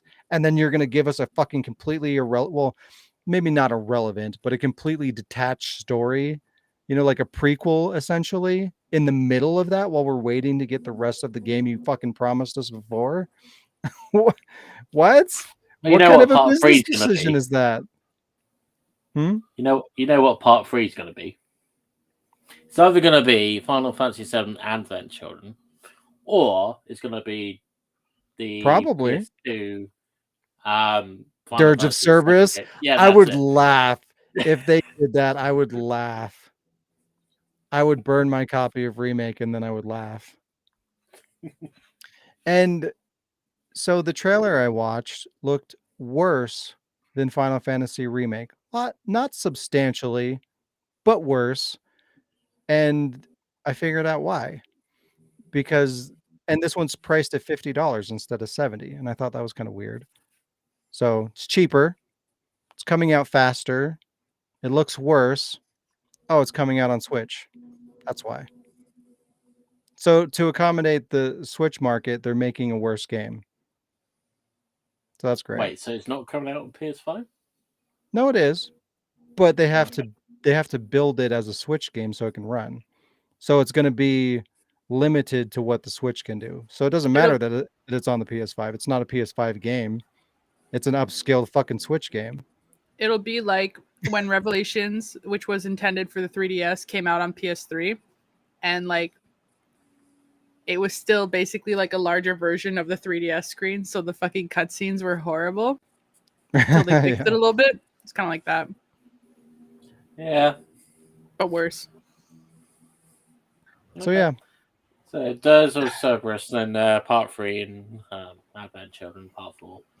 Advent Children, the movie, the game, the musical. And then by the series. time they do part 5, it'll be 10 years since the first remaster, and then they'll be like, okay, let's do Last of Us thing and remake. And think about this shit too. So the first part of Final Fantasy VII Remake comes out on last gen, and then they re-released that exclusively with new content on the next gen, on the current gen, and then the sequel is downgraded to perform on a fucking inferior console than the PS4, than the last fucking version. What? That's the dumbest fucking shit ever. See, this is the problem. Like, companies are just getting really sloppy and they just don't give a shit. They're just looking at, where's the money? Oh, look at the Switch market. Got to get that. Doesn't matter that the game's going to suffer. It doesn't matter that the last business decision that they made was to migrate people from PS4 to 5. It's like, because they did that, right? They did that by going Final Fantasy VII Remake to integrate or whatever the fuck. So whatever market wanted to jump from 4 to 5 did. So that's done. So now let's do it with Switch I mean, at the isn't cost the of the quality of the Switch game. getting quite old at this point? Is what? Isn't the Switch getting quite old at this point? Yeah, there's been rumors of like a beefier version of that for a long time. I don't know if Nintendo's actually going to do it or not. But again, if they do, that makes it even worse because they're building it for the current version of the Switch, which is underpowered.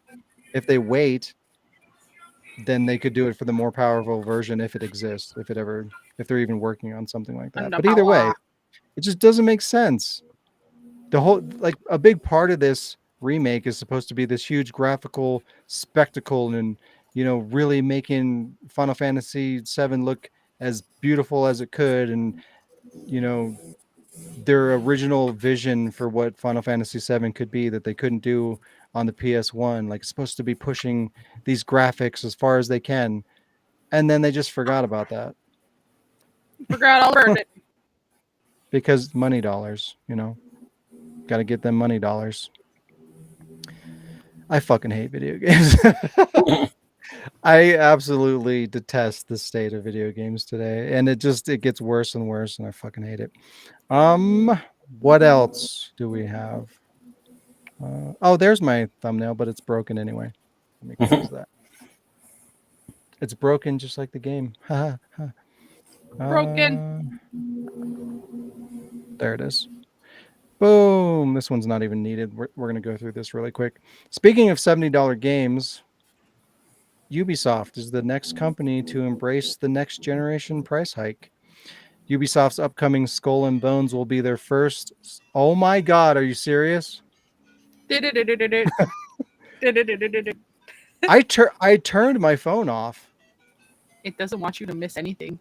It's possessed. Oh my God, I'll get that in a minute. Anyways, so Ubisoft's upcoming Skull and Bones will be their first $70 title, and and Mario just died. And so this is going to be the norm. This is like, the more this becomes normal, like, oh, Ubisoft's doing it, Square Enix is doing it, Sony's doing it, obviously, with their first party titles. So, like, the more people slowly jump on board with doing the $70 price hike, the more normal it's going to become. And it's weird. I've noticed that there's some PS4 games that are coming out that are $70 too. And I don't think they're like special editions or collector's editions or anything like that. They just look like normal games. So I don't know what the fuck's going on there. But I thought that was kind of interesting.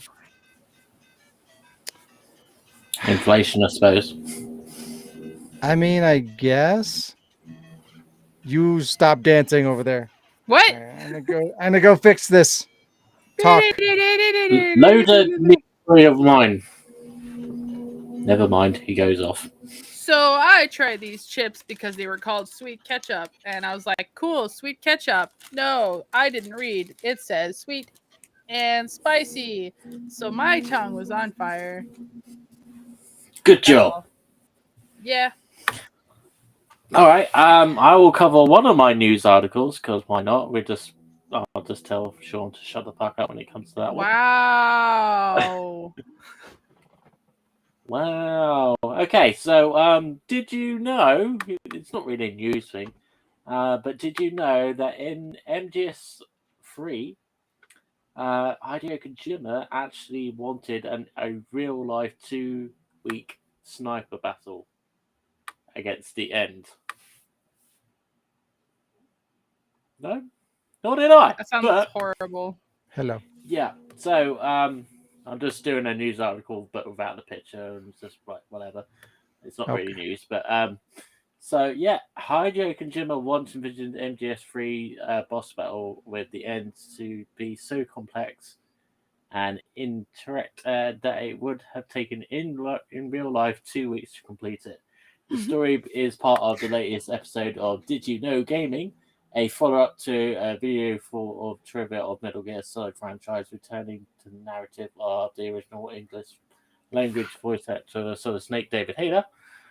The story goes that during the production of MGS3, Kojima had become infatuated with the works of novelist Stephen Hunter whose books The Master Sniper and Point of Impact were also about snipers embedded in the mountains, gradually trying to pick one off another, just trying to kill each other. Anyway, Kojima's idea was that Snake's boss fight with the end would be as close as a real life sniper fight as humanly possible, and would have been played out over real life 2 weeks. The player would need to use the surroundings to remain hidden and silent, look for clues in the huge area to identify the end where he was hiding, and once he was located, set up a perfect shot. Again, this would play out over 2 actual weeks. The crazy thing is that this boss fight actually made it into the prototype stage. It was at one point a real part of the playable build. However, when it came to time to test the fight, no one who played through it was able to find a trace of the old man, the end. Numerous players spent hours looking for the end and turned up nothing, effectively impeding their progress through the rest of the game. The team found that the fight was so infuriating dull that they began booing Kojima, convincing him to give up on the idea entirely. So yeah, don't have a 2 week part of your game, because that is stupid.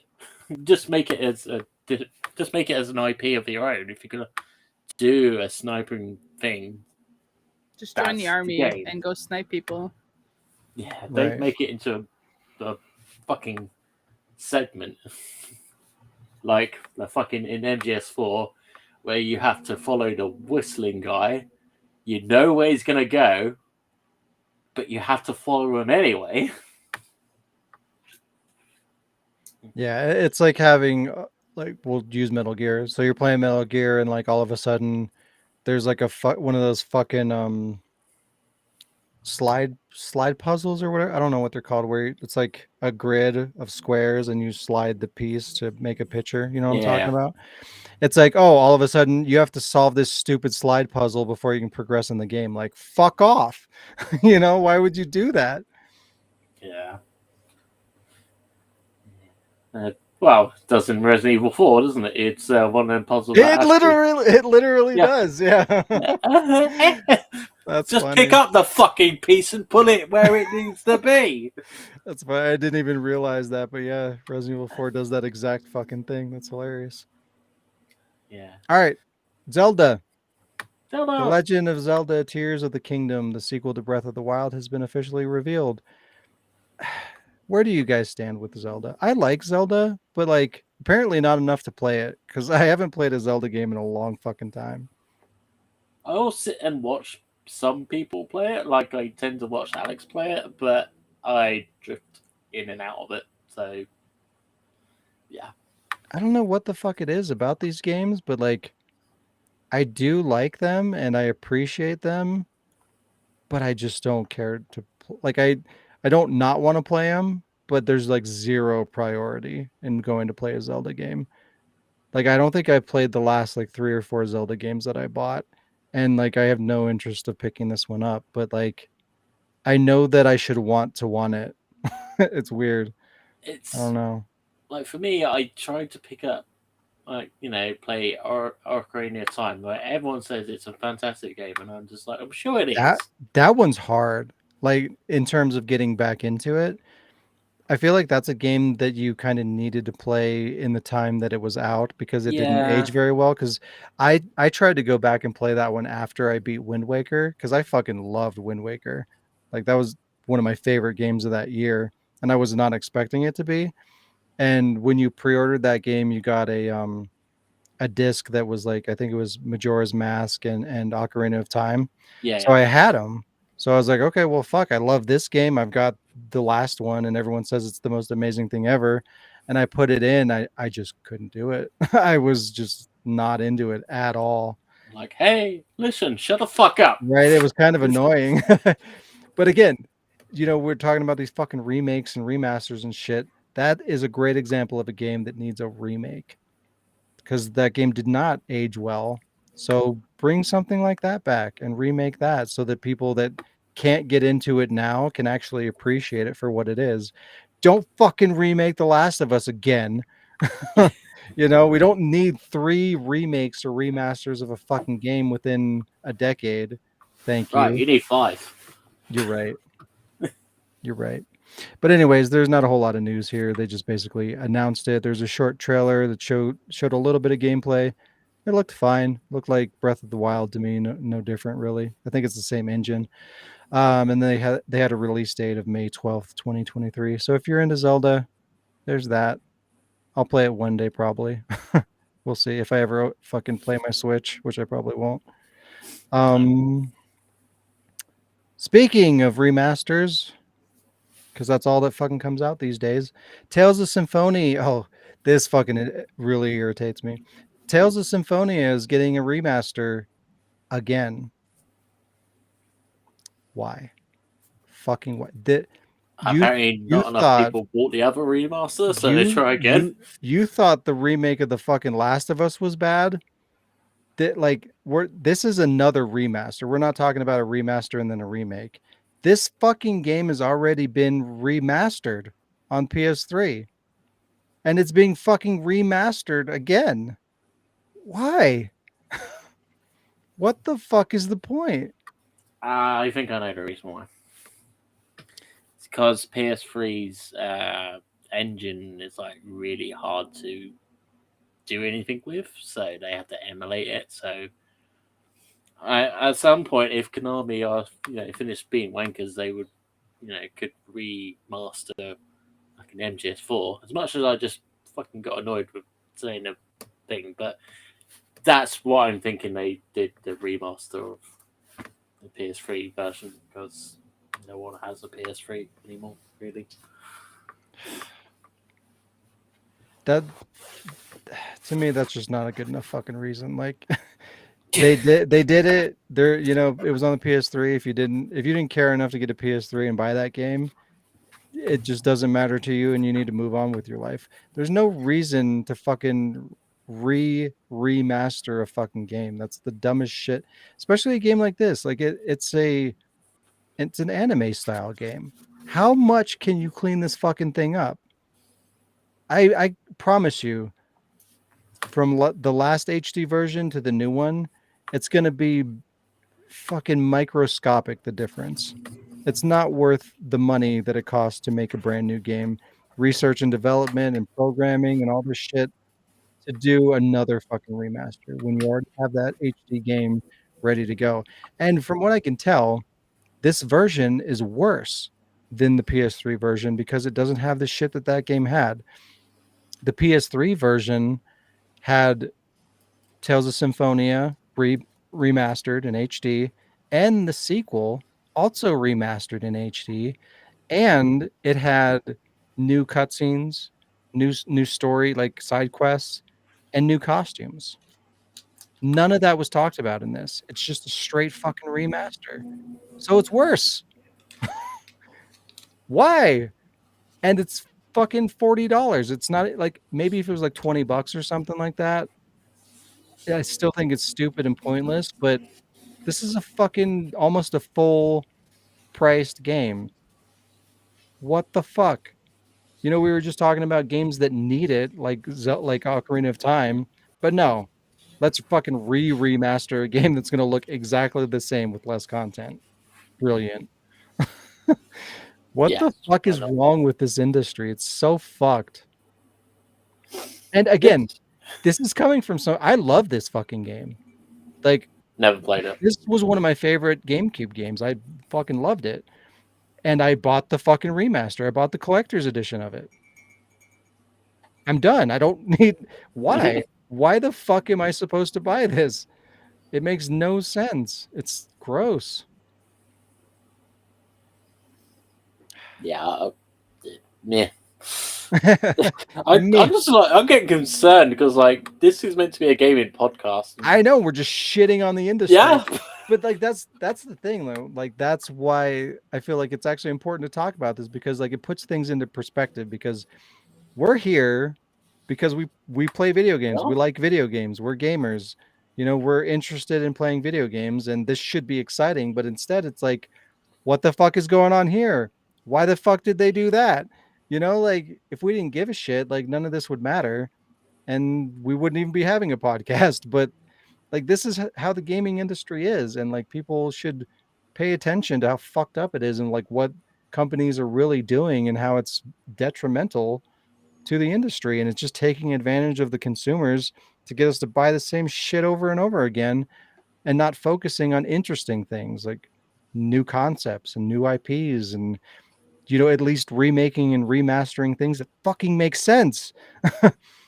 You know, putting a name of a title on there and making it actually that kind of a game, unlike Resident Evil. I just don't get it. Makes no sense. This is kind of good news. Little bite-sized good news. Fatal Frame Mask of Lunar Eclipse HD, another fucking remaster, was announced. I think this is essentially Fatal Frame 4, which we never got.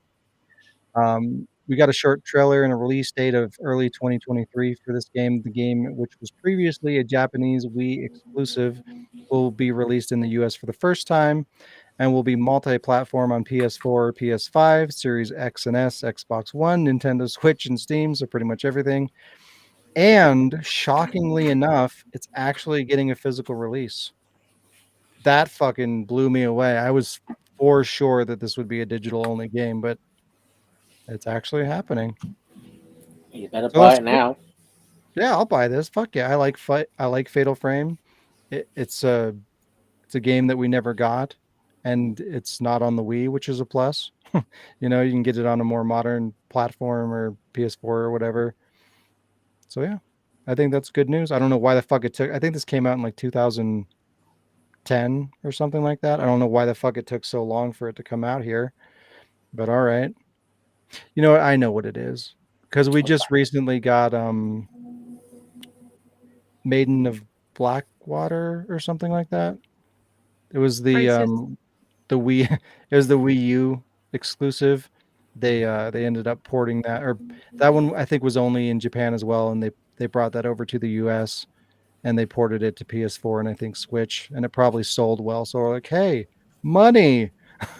Then they'll bring it over. Don't bring it over for the fans that want to play it. Bring it over for the money. I think the rest of these are yours. Okay. Yeah. So do you want me to just slap something up and just slap something on my face? Boom. Slap it on. I have two if we have time, but if we have time, and they're really short. Yeah, okay, let's do Ashfall. This I do have a trailer for you guys. Well, Sean will have the link to the trailer. That is not what I wanted, but it works. Look, give me 1 second. Let's watch the trailer to Ashfall, and then I'll talk about it. There we go. All right, here is the trailer.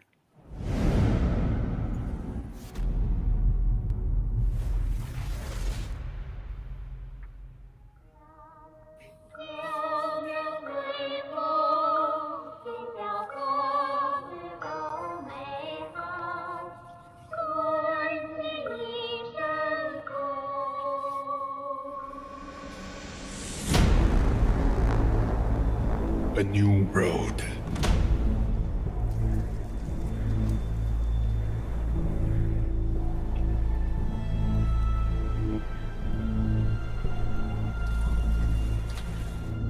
A road that was once destroyed.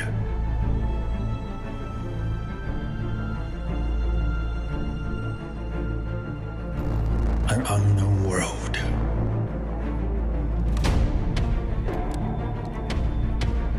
It's our new homeland.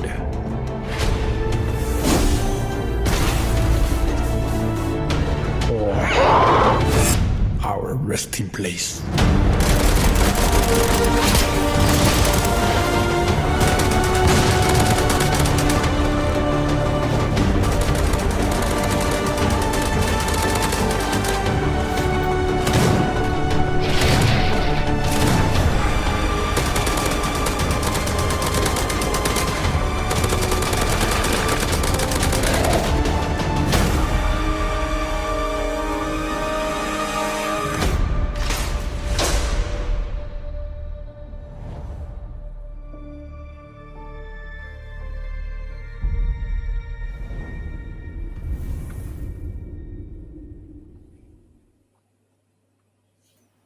I thought that said ass. That's what I thought. Asphalt. Falling in the Asphalt. ass. The asses are That's the falling. machinima name right there. So It kind of reminds me of Destiny. what was that game that we were playing? Fuck. With the emotes we used all the time. We dive around. What the fuck? Umbrella Corps. God damn it! What the hell was that called? well, Sean What? has a mental breakdown over trying to remember. The game we It- played it, all the it played just like that, and we would like run around and do the emotes all the time. Oh, fucking Remnant. Remini. From the asses. Yeah. That's what it reminds me of. Yeah, and Destiny. Well, okay. Asphalt is a MMORPG currently being worked on by Legendary Star Studios. The team have released a trailer that we just saw, and in-game progress video here, and there is a 30-minute extended trailer of the gameplay and Jesus. all sort of thing. Asphalt will have Eastern culture take on the heavily inspired Fallout series games, and it will also include musical workings by Einon Zer, a musician who actually worked on the Fallout series games. Asphalt will also include folklore and have monsters, like you saw, like a giant crab. So obviously Sean must have gone there at some point. Wow. Asphalt will initially be coming out in the future on PC, Android systems, but eventually will come onto the consoles, although dates for the console haven't been announced. But to me, it just looks like a fun, multiplayer. I could see us playing it at some point, when it's cheap. But yeah, it just looks like fun. What do you guys think? It's got to be either dirt cheap or free because one, it's going to be a digital only game. I promise you that. And two, it's a fucking online game. It's a games as a service, which means it's temporary. I hate those. I hate those. So yeah, if it's cheap or free, I'll try it. If it's cheap or free. Cheap as it gets. It You looks never cool. know. Like I said, I really liked Remnant a lot, and it reminds me of that. So, I mean, I would play it, but I don't like buying games that are just gonna poof. I'm trying to think of the emojis or whatever we used to Which do. With ultimately is all games, but it's fine. Jazz, because you quite like the Fallout games. I like one Fallout game. Wow. Yeah, I tried others and I only like 4. I don't know. But 3's better. I don't know. Well, I think it would be quite interesting. The music sounded quite good, I have to admit. So I was just like, I could see myself getting into it. So, yeah, maybe. And Lee corrected me on Fatal Frame, Maiden of Blackwater. How dare he? Bastard. But he said the Wii U was made, or the Wii U version was made available in the US and Europe, but was digital only in the US, where Europe and Japan got the game physically. So yeah, that's what it was. Wii U. Right, flip something else at me. I'm a Nintendo. Special Unit Mario. Coming in for some mushrooms. Oh no. Yeah. Speaking of remasters. Hey! Shocking. Yeah, Konami, bunch of wankers, see Wanker's hand on there, has set out a beloved Konami classic RPGs will return as HD remasters for PlayStation, Xbox, Steam, and Switch in 2023. Announced at the Tokyo Game Show 2022, the 2 games will be part of a single collection titled Deep Breath, Sudoku 1 and 2 HD Remaster Gate. I don't know what it is, so I just went Sudoku. Run and done on Unification Wars. The collection definitely appears to sit somewhere between a remaster and a remake, with major improvements made to the looks, new character drawings included, and game improvements such as auto battling and more. Some of the improvements was obviously graphic improvements, new character drawings, sound improvements, battles, narrow so you can turn up the speed of the battle, a bit like Final Fantasy. Yeah, just generally shit like that. I might give it a go because Sudoku is one of them games that in the Metal Gear Solid 1 PlayStation 1, if you had a save file on that, then Psychomantis will read it and say something about it. So, yeah, maybe I'll give it a go, but it's probably been remastered before. It hasn't actually, shockingly enough. I played 3. 3 was really good. I think these ones were pretty expensive at this point, so they were kind of hard to find and pick up and play. So it's cool that these will become a little bit more accessible. But Konami, Yeah. what the fuck are you doing? This, of all the shit that they could be doing, fucking Suikoden? Sudoku. Okay. I decided it's Sudoku now. Fuck off, Konami. I mean, come on. Bullshit. All right, flash another one. Boom. Oh yeah, okay. This is just going off a little bit what you said earlier. So Sony confirms original PSVR games are not compatible with PSVR 2. Thanks, so more Sony. money dollars. Yeah. In the latest episode of the official PlayStation podcast, at around the 29-minute and 10-second mark, SVC, the platform experience, Hideo Nishino confirms that the PSVR 2 will not have backwards compatibility with the original PSVR games. So, yeah, good job. Good job. Good job. Good job, job. Dude. Good job, dude. Way to go, PlayStation. PlayStation, you fucked up, dude. Dude. Dude, you're freaking Dude. stupid. Next one. That lightsaber, though. Yeah, I had a little bit of fun on that. So, yeah, State of Play. Should be my last one. September 22nd, this year's September. PS State of Play revealed, headlined with the trailer of Tekken 8. Tekken 8 appears to be more focused on the story between Jin and Kazuya. No release date announced. So, yeah, looks all right. It's been a while since It looked pretty good. It looked like all that was in engine, and it was pretty impressive looking. Yeah. I mean, which one are you more excited about, Tekken 8 or Street Fighter 6? I mean, they've hardly shown anything on Tekken, so probably Street Fighter. But ultimately, I feel like Tekken has more of a chance of being a better game than Street Fighter, because they do have DLC, but it's not nearly as bad as fucking Capcom's been doing. Yeah. And I prefer the Tekken story over Street Fighter, but just in terms of like gameplay, I think Street Fighter looks a little bit better. I've always gotten a lot better at Tekken.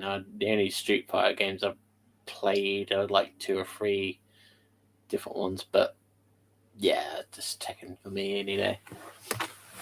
Yeah, so good news. I'll probably get Tekken 8 at some point. I'll probably got the rest of them, so yeah.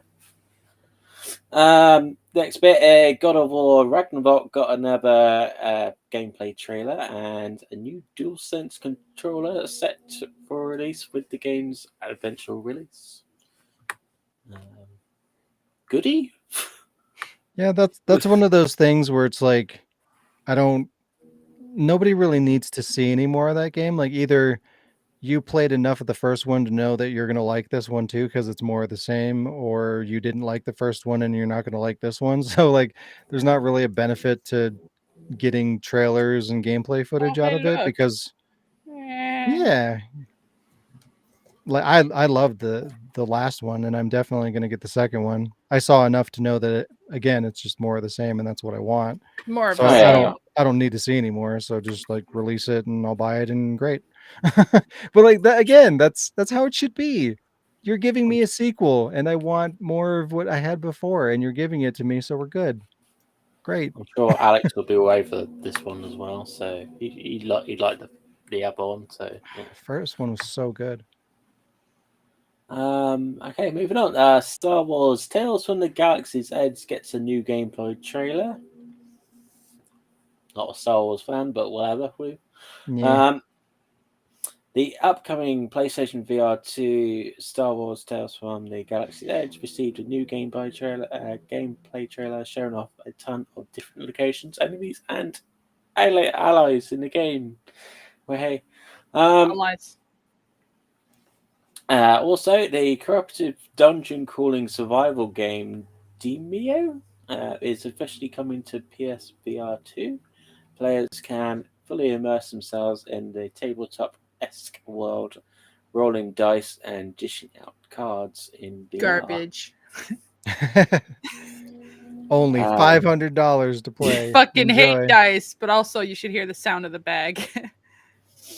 I think Sean might have mentioned this. Yakuza spin-off game Inshin is getting released for the first time outside of Japan. In the form of Like a Dragon Inshin. The game is coming to PS4, PS5 in February 2023. Nope, that's actually another Yakuza game that's coming out. Like, they're going fucking bananas with that franchise. There's, I think, 3 or 4 different Yakuza games coming out, I think, between the end of this year and like the first quarter of next year, which is amazing. I'm very happy about that. I mean, it's just mean more games for you to catch up in. Which I know I'm already like fucking 5 Yakuza games behind, and those are like 100 hours a piece, so I'm fucked. An upcoming Harry Potter universe game, Hogwarts Legacy, is getting exclusive content on the PlayStation. Showed off a Hogsmeade-centered quest involving a spooky shop and its creepy basement. Spoopy. I Yeah. actually I haven't watched all the movies. I haven't read the books. I don't really care about Harry Potter, but living with Beth, I know a lot about Harry Potter now. And I was excited for her because I'm like, I gave her my old PS4. She can get this game and it's like online. And I'm actually I've been watching like gameplay trailers. I've been watching like outcoming trailers, and I'm actually pretty excited for it just for the experience. And I think it looks like it could be a fun game. And I'm actually excited. Yeah. Harry Potter. What kind of game is it? Like, how does it play?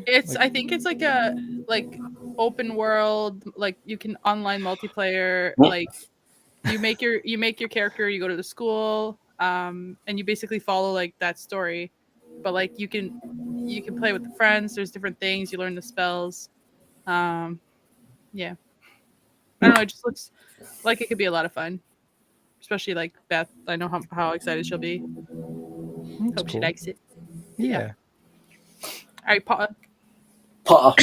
Moving on, Ironwood Studios' first game is officially called Pacific Drive and will put players behind the wheel as they drive around what appears to be a post-apocalyptic version of the Pacific Northwest.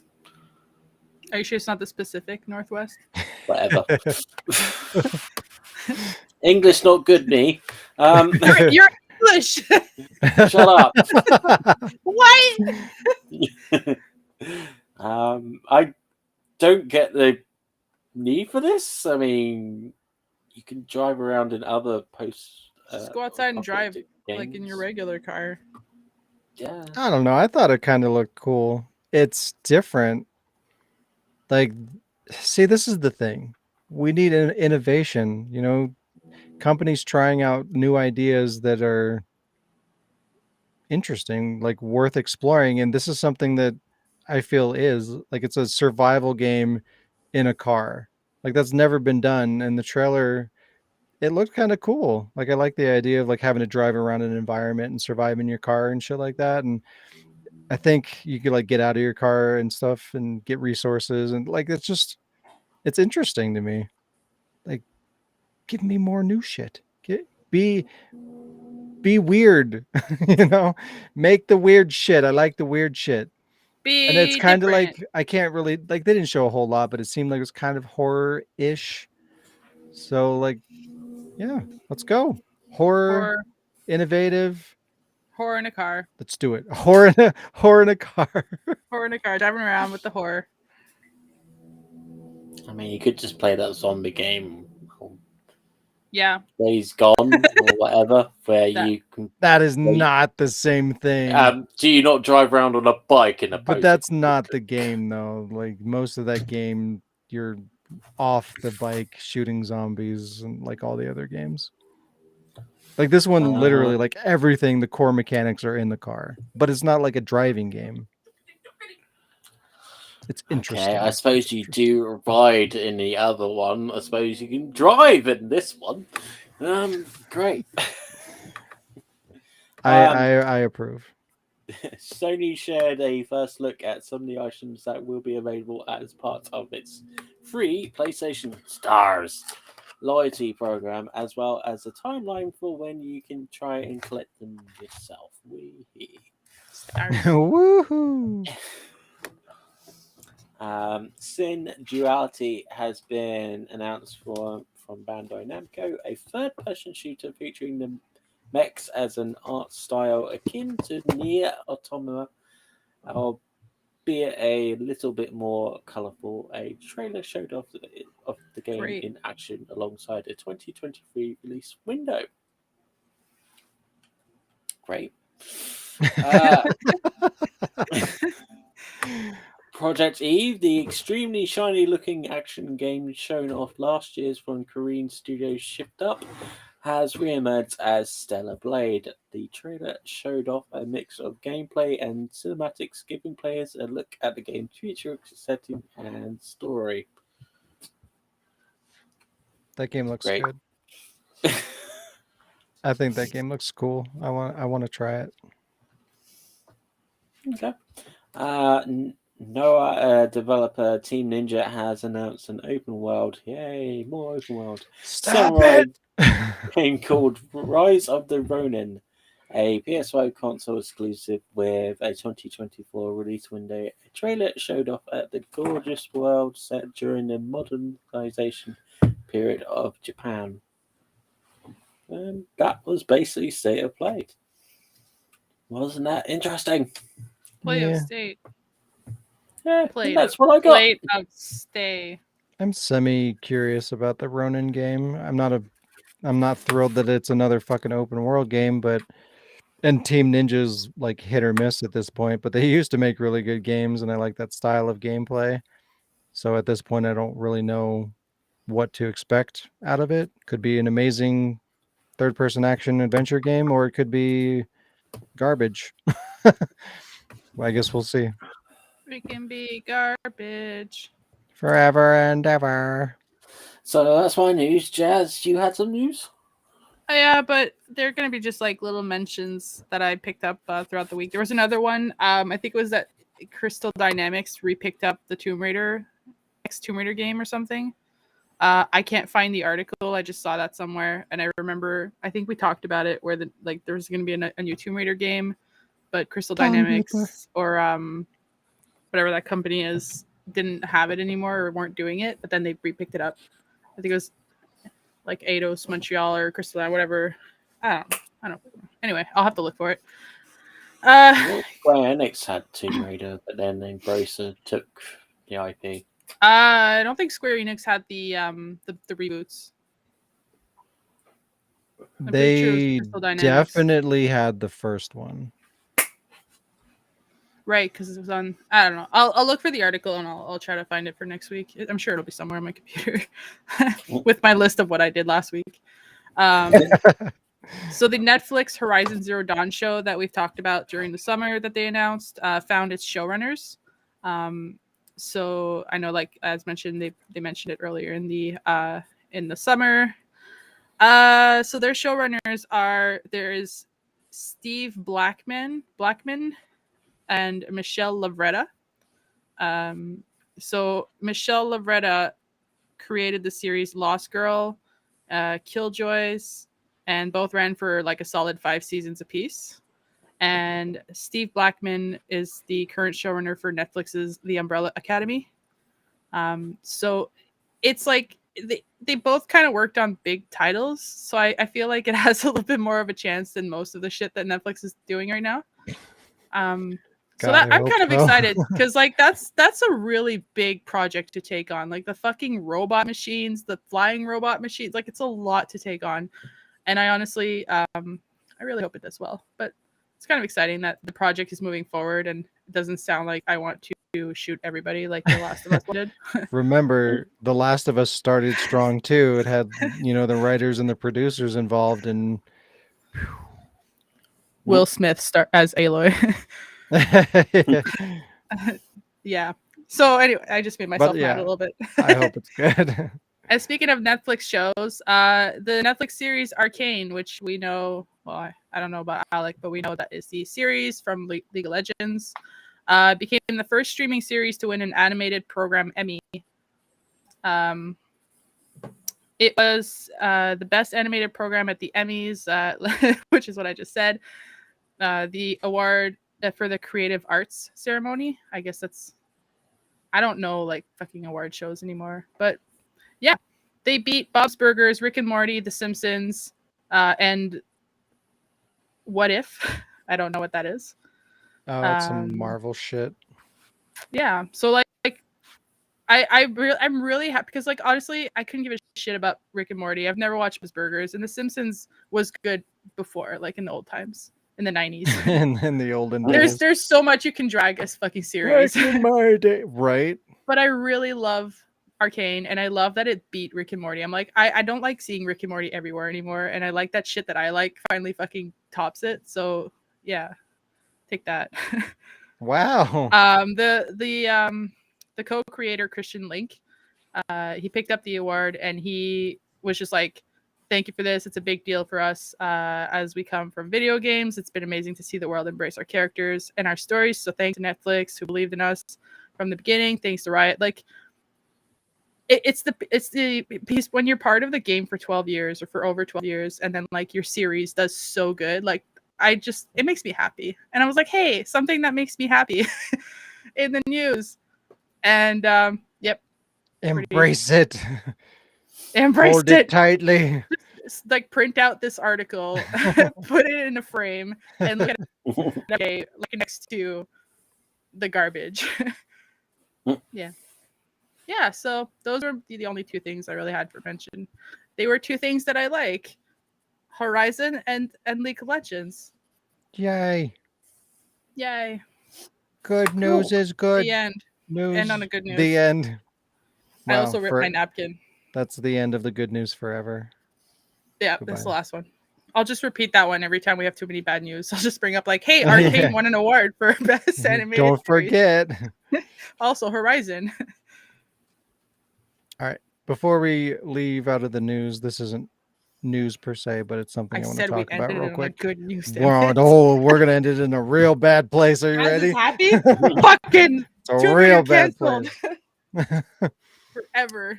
So since I recently and reluctantly and pointlessly got a PS5, I decided to read through the user agreement, and good Lord. I thought you don't even know. You don't even know. No. Yeah, so it's becoming not even a digital issue anymore. They're going to lock out everything for everybody, basically. Maybe not necessarily, but they can. The potential is there. But we're going to go over some interesting points that I ran across. Not everything, because there's a lot of shit in there that was just no bueno. But some highlights that I feel like people should know about. Alrighty, so first off, all games and other software made available for use with your PS5 system are licensed to you, not sold, pursuant to the software product license agreement, which we know, which I've talked about. Same thing in the PS4 agreement. Note, if you are a United States resident or a resident of a country in North, Central, or South America to the fullest extent permitted by law, this agreement contains a binding individual arbitration and class action waiver provision in Section 8 that affects your rights under this agreement. And with respect to any dispute between you and a Sony entity, you have a right to opt out of the binding arbitration and class action waiver provisions as described in Section 8. So, if you scroll down to the very bottom of the agreement, it kind of continues what it was saying there. If you do not wish to be bound by the binding arbitration and class action waiver in this Section 8, you must notify SIE, Sony Interactive Entertainment Incorporated, in writing within 30 days of the date that you accept this agreement. Your written notification must be physically mailed to Sony Interactive Entertainment Incorporated, care of Sony, blah, blah, blah, your name, address, blah, blah, blah. Statement that you do not wish to resolve disputes with any Sony entity through arbitration. So, basically, unless you, within 30 days of accepting that agreement, if you don't handwrite a letter saying that you want to be excluded from this, you will automatically be legally binded to not sue Sony for any reason or dispute any of their practices for any reason outside of directly speaking with Sony's arbiter. So like their legal team, their specific legal person. So you have to set up an appointment to speak with a direct Sony representative to take care of any problems. If they fuck you, they steal money from you, they lock you out of your system, there's a reason to form a class action suit or sue Sony for something that they did to you, you can't unless you opt out of this. You have to directly resolve it through Sony. Guarantee you nobody's reading this. And a 30-day window to opt out of that, not great. And there's reasons for this shit, mind you, with all this digital shit and where we're probably going to end up down the road. I bet you there's going to be a lot of people wanting to sue or get some kind of money back or some kind of retribution for basically what Sony's going to take from people en masse eventually by pulling digital licenses and whatnot. That's why this is here. Subject to this agreement's terms, SIE Incorporated grants you a non-exclusive, non-commercial right to use system software solely on your PS5 system. Your rights to use previous versions of this system software other than the current version of this system software terminates as soon as you can receive or have the most current version of system software installed on your PS5 system. So basically, that means you are forced to have the most up-to-date version of their system software, which means they can pull the store, completely modify the system in its entirety, do all kinds of things where they pull rights and licenses from you, restrict features and whatnot based on software updates that you have to have legally to use your hardware. Not great. All rights to use system software are granted by license only, and you are not granted any ownership rights or interest in system software. SIE Incorporated and its licensors retain all intellectual property rights in system software. All use of or access to system software is subject to this agreement's terms and applicable intellectual property laws, except as this agreement expressly grants. So again, basically, you don't own shit. SIE Incorporated may provide you with certain system software updates, upgrades, or services. Some updates, upgrades, or services may be provided automatically when you sign into the PlayStation Network, and others may be available to see through SIE's Incorporated's website or authorized channels. You consent to SIE Incorporated providing you these automatic updates, upgrades, and services. Services may include the latest update or download of a new release of system software containing security patches, new technology, or revised settings and features that may prevent access to unauthorized or pirated content, or prevent use of unauthorized hardware or software in connection with your PS5 system. These updates, upgrades, and services may have effect on the functionality of your PS5 system, and SIE Incorporated is not responsible to you for any such effects or harm caused by the installation process. Again, all automatically and mandated installations, they're not responsible for.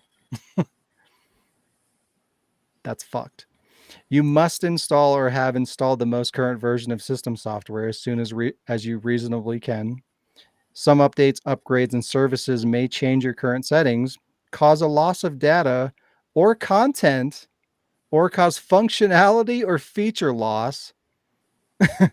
SIE Incorporated recommends that you regularly back up all data that you can. So they can just take away whatever they want and you can lose anything and everything that you have, and they're not liable. And they can take it away too. It's not just a matter of losing it, they can take it away. In no event are SIE Incorporated, its affiliates, and licensors liable for any loss of data, loss of profit, or any loss or damage, whether direct, indirect, incidental, special, or consequential. So they don't owe you shit. Whatever happens to you, your system, your downloads, your software, anything that you ever bought or cared about involving Sony, doesn't matter. They're not responsible for it, and they don't owe you a refund, an excuse, nothing.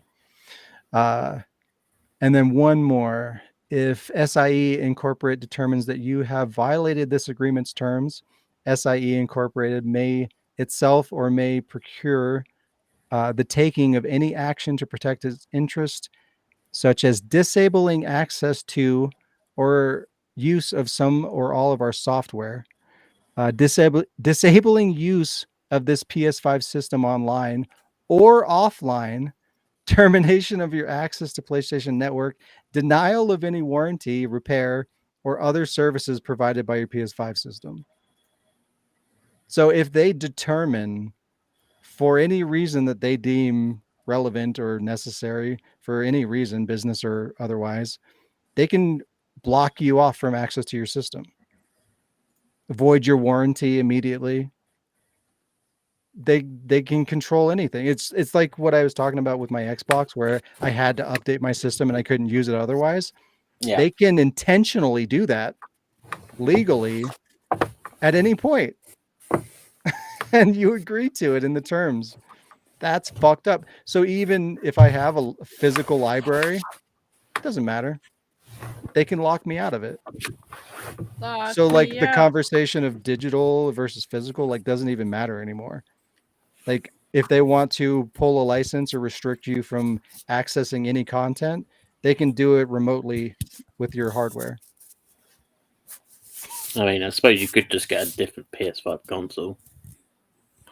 It depends. No, you can't. just When you boot, just get another one. It's when fine. you boot up the PS5, you have to connect it to the internet to set it up. At least that's what it seemed like when I updated it. Yeah, but then that's when you just make a different account and different details. But no, I think part of the boot up process, you have to verify your information online. Yeah, but that's easily changed. Not if they lock you out of accessing their network. Like IP. And again, it's just like on my Xbox, I already had everything set up and ready to go and good and connected to the internet, and I couldn't access it anymore because I had to update. So if Sony intentionally implements that update or something similar where your console can no longer function without connecting to their servers to update, you're fucked. You can't do anything because it won't allow you to create a new account. It won't allow you to do anything until you update. And if they won't let you update, that's it. You can't use your system anymore. The future is going to be interesting. I mean, hey, they might not do any of that. They might not, the things that they could do and that you're agreeing to do, they may never do. I don't know. But they're probably covering these for a reason, right? And you look at the state of the industry and how business practices are going on and how they're remaking and re-releasing things over and over again. And when they can control that and like cut you off from the last remake, oh, I can't play fucking Tales of Symphonia remake anymore. I got to buy the remake now if I want to play that. Like they can do that. Riri. Anyways, I feel like people should be aware of that shit. That's really shady, fucked up stuff. And it's no bueno. No, no bueno. No bueno. No, no, no bueno. It's time for a game. Okay, it's game time. Yes, Lee, you are correct. Translation, you are fucked. Or boned. Either way. Wow. Okay, so who had some games, or was it just me? I think it's Just just you. Okay. Jazz was lazy. Nah, just kidding. Wow. Just kidding. All right, Okay, give me yeah. the 69 game. Mm, You know, you wanna. I'm scared. There's 3 of them. Yeah, 3 Oh. pictures. Wait. That one? Yeah, up there. Right, in 69, all you have to do is tell me which video game characters are in the 69 position. What? Sadler and Dante?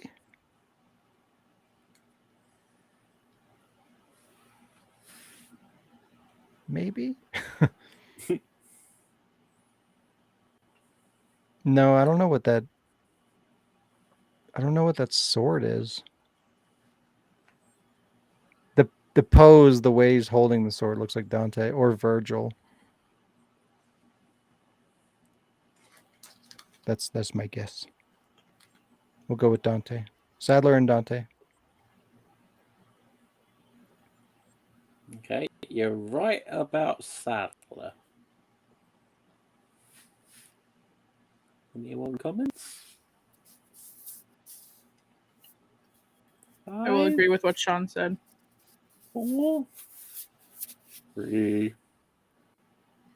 2, 1. Okay, Yeah, send in the answer to Sean. Spit it. Ah, shit.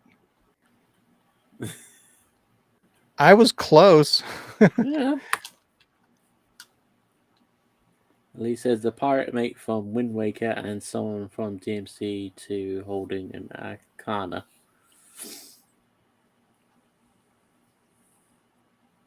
Bear with me. Uno Bear. momento. I'm a Por bear. favor. There we go.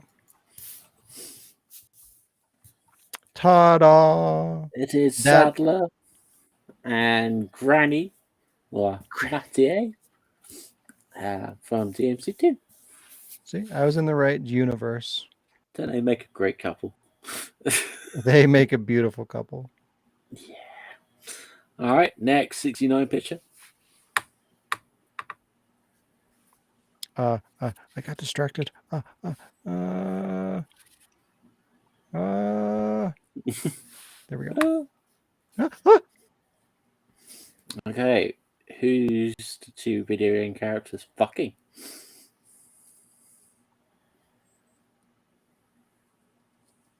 I see a link.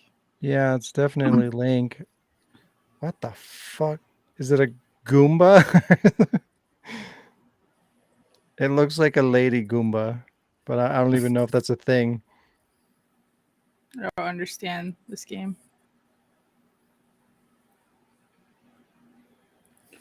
Lee says Lara Croft and Snorlax. Oh, Snorlax, yeah. Or it's either that or that fucking cat thing from Sonic. I don't know what its name is. Fat Cat. And send in the answer. Fat Cat McGee from Sonic. From Cat Game. From Cat Game. Cat Game. God damn it.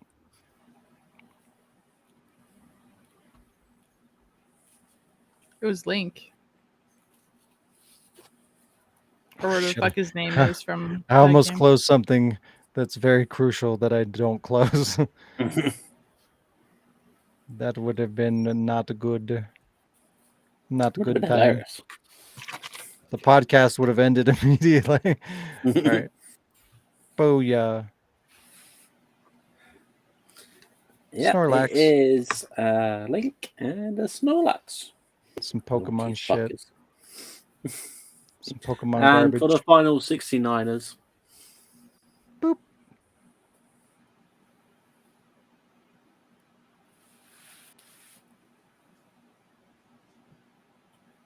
What? It's Claire and it's Claire and Chris. The way her silhouette goes into Chris looked really fucking weird for a second.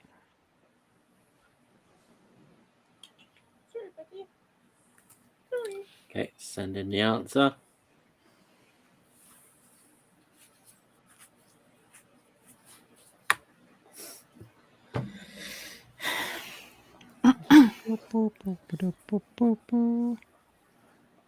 We need a music thingy that I can trigger. Wow! Lee says Samus Aran and Chris Redfield on I5. Who's Samus Aran? It is incest. It is brother and sister having a 69 position. Claire Redfield and Chris Redfield. No bueno. And that was 69. We're probably not going to do that game again. But Hey, remember what I talked about? Creativity, experimentation, originality, try new things. yeah. Boom. All right. Okay, now let's play a game that we played before. A rename game. In this game, all we had to do is rename a video game, movie, TV show, song, or with the following word or words. So, cat, cats, pussy, meow, meows. How come Cat Game isn't one of them? I mean, you can if you really want to.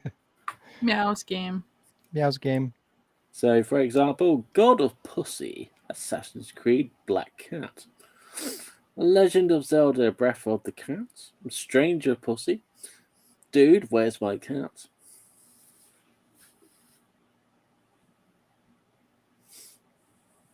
Silent Cat. The hills have cats. The Oh, cats that- have eyes. Yeah. I mean, yeah, they do.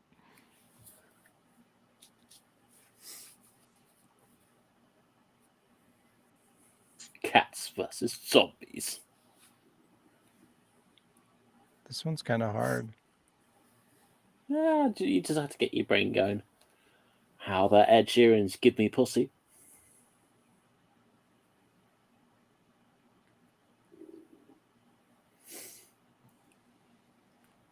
Silent Hill 4, Cat Room. Cat Room. Yeah. I can't think of anything. Snow Catman. Patrol. Catman. Chasing Wow, the obvious one. No. How about Meow Way Out? A Tale of Two Cats. Sounds like a game that you would play, Alec. How about Mariah Carey's Touch My Pussy? It takes meows.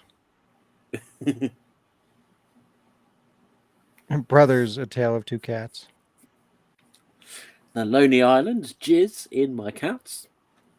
No, Alec. Scooby-Doo, Cat Island. Lee said Castlevania Symphony of the Cat. Pokemon, I choose cats. Meow Heart will go on. Oh my god. Wait, fuck. Meowder Gear Solid. Meow with duty. Cat Solid. Meow, dude. Call of Meow. Horizon Zero Cats. Yeah, I was thinking that, but like Horizon's near meows. Hey, hey. Lee said Metal Gear Solid Catwalker. That's a good one. Devil May Meow. Pussy Boys for life. What? Scary Pussy 3. 3.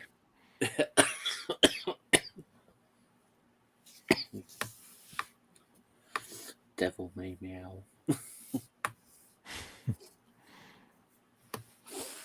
All right. That's all I got.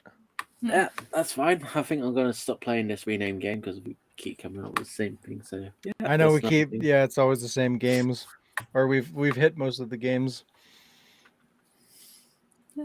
All right, last game then.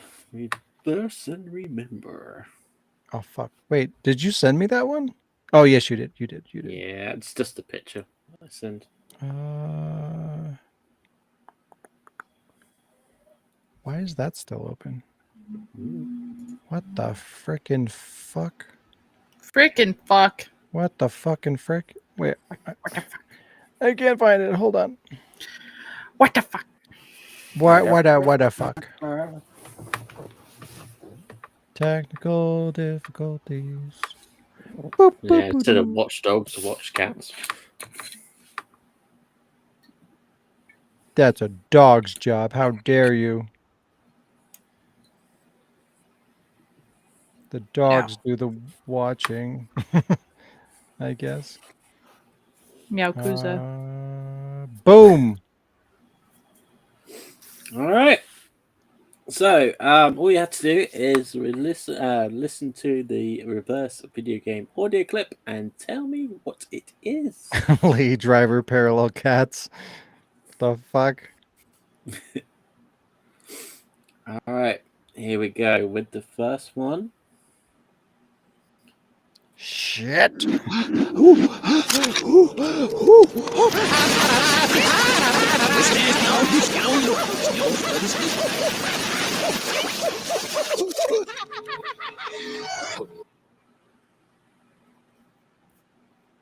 What the fuck? Sounded like Mario or Wario. Sound like monkeys. Oh, is it Metal Gear Solid 4? Let's have it again.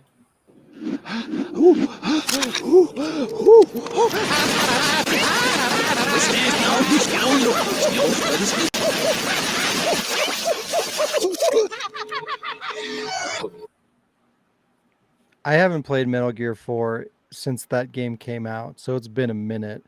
But that's but I'm picturing, is it Drebin and his little monkey friend, maybe? Having sex? It could be. Possibly. Jazz? Oh, I think Lee's No got idea. it. That makes sense. Doesn't sound like anything I know except monkeys. All right, here's the answer. Get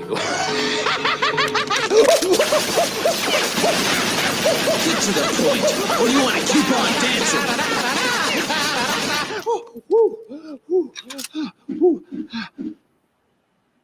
Damn it, He Lee. was right. How dare you? All right, on to the next one.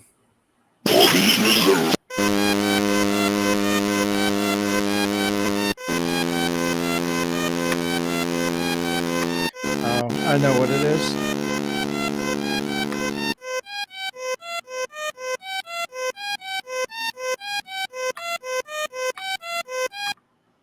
I'm almost embarrassed that I know this. It's Resident Evil Gaiden.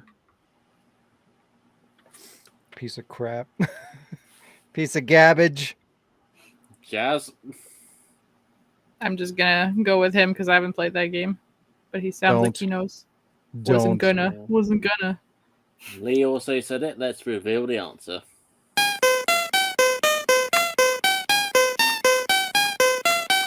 Sounds like some Pokemon shit too. Can you turn it down a little bit? Yeah. Loud as fuck.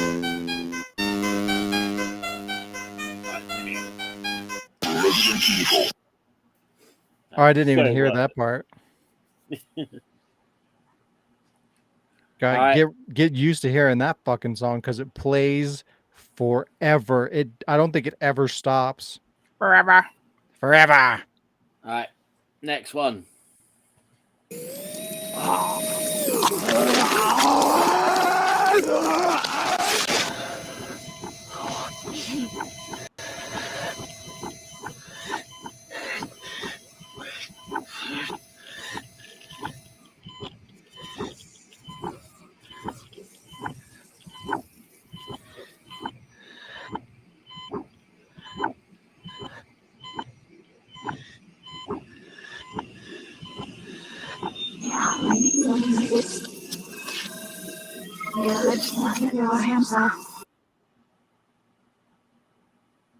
It's like a heartbeat going on. Yeah. It could be one of the Man of Medan games. When you have to like. No, because that Hold one your goes like breath. boom, boom, and there's not the beeping sound. Like Yeah, you're right. Fuck. not that we've heard the heartbeat long enough because we keep going like. I mean, I do. I do too. Yeah. No idea that one game that has a heartbeat and a beeping machine. Oh, Mm-hmm. that's a good guess. Yeah, I'm pretty good at that. Simulator. Yeah, I can't think of what that would be. Metal Gear. Oh, is it Metal Gear 5?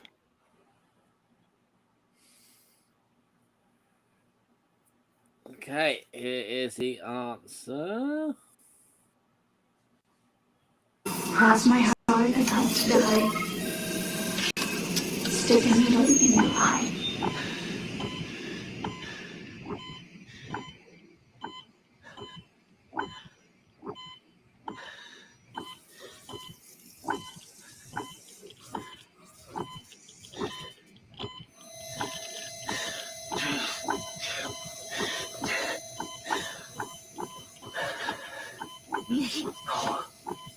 Oh, is it Dead Space?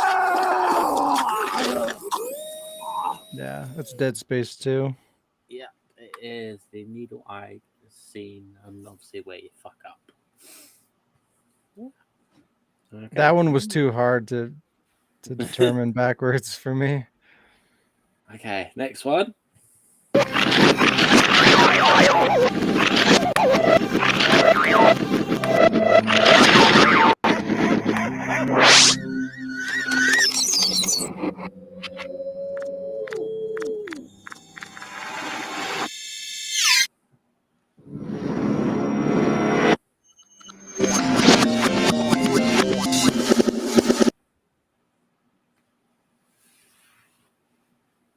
I got nothing.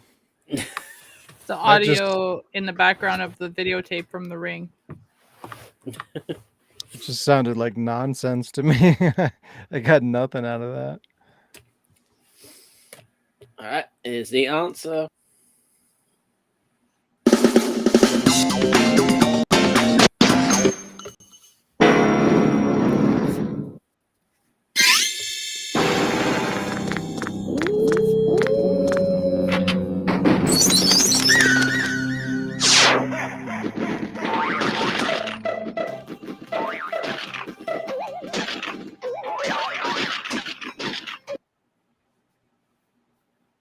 I have no idea what that is. Same. Lee was correct. It is Point Blank. I think I played that game for like 10 seconds, like a million years ago, and that's it. Me and Lee would play it a lot when we were young, so yeah, it's good. Go back and hear it again. All right, I'll be really Lee wins. impressed. Yeah, I'll be really impressed if anyone gets this one. Have we written it? Oh, it's not business now. We will be the max of possible. Well, tonight, see if I'm for survey. Now we're so you know. So, see, you must be feeling so.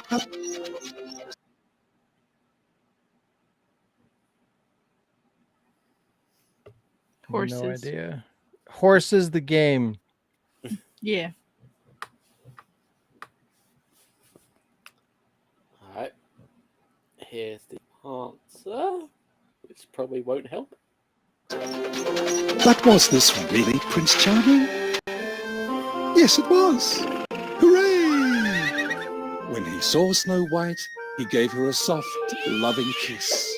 And, well, the result was unbelievably beautiful and simply magical in every way. Is that the fucking knockoff PS2 game of fucking Snow White or whatever? Yes! That's up, John. Wow. It is so dumb. It is. Yeah. Alright, I've got two more. Here's the next one.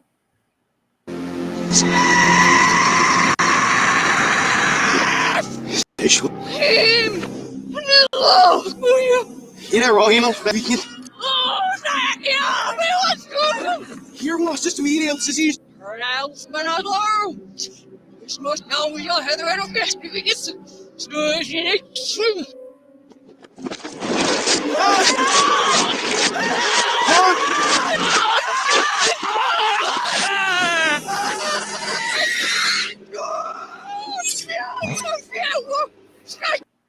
Oh my god.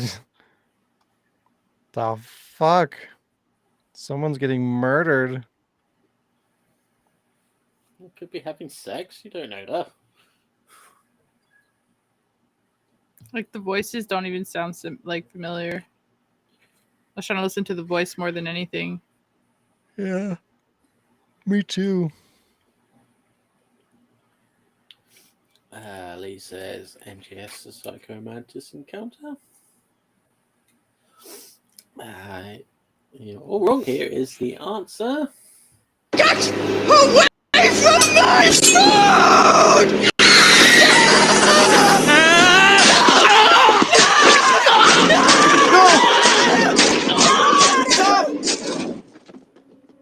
You skinny dudes! You think you can take whatever the hell you want, don't you? World on a platter! Jesus, lady, he was just hungry. So am I, asshole! I think you've had plenty already.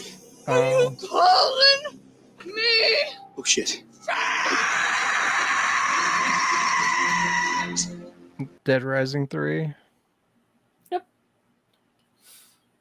Good job.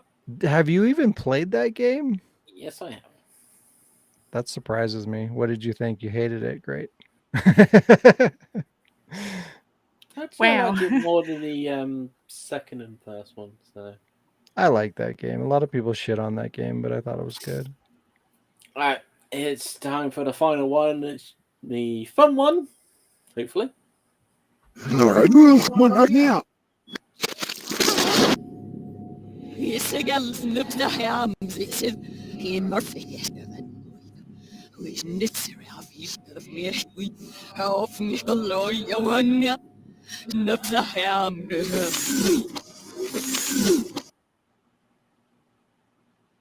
What the fuck? The fuck? Do you want to hear it again? Sounded like she said hamburger. Hamburger. Right, like right at the end. Hamburger. Yeah, go ahead and do it one more time. All right, well, one right now.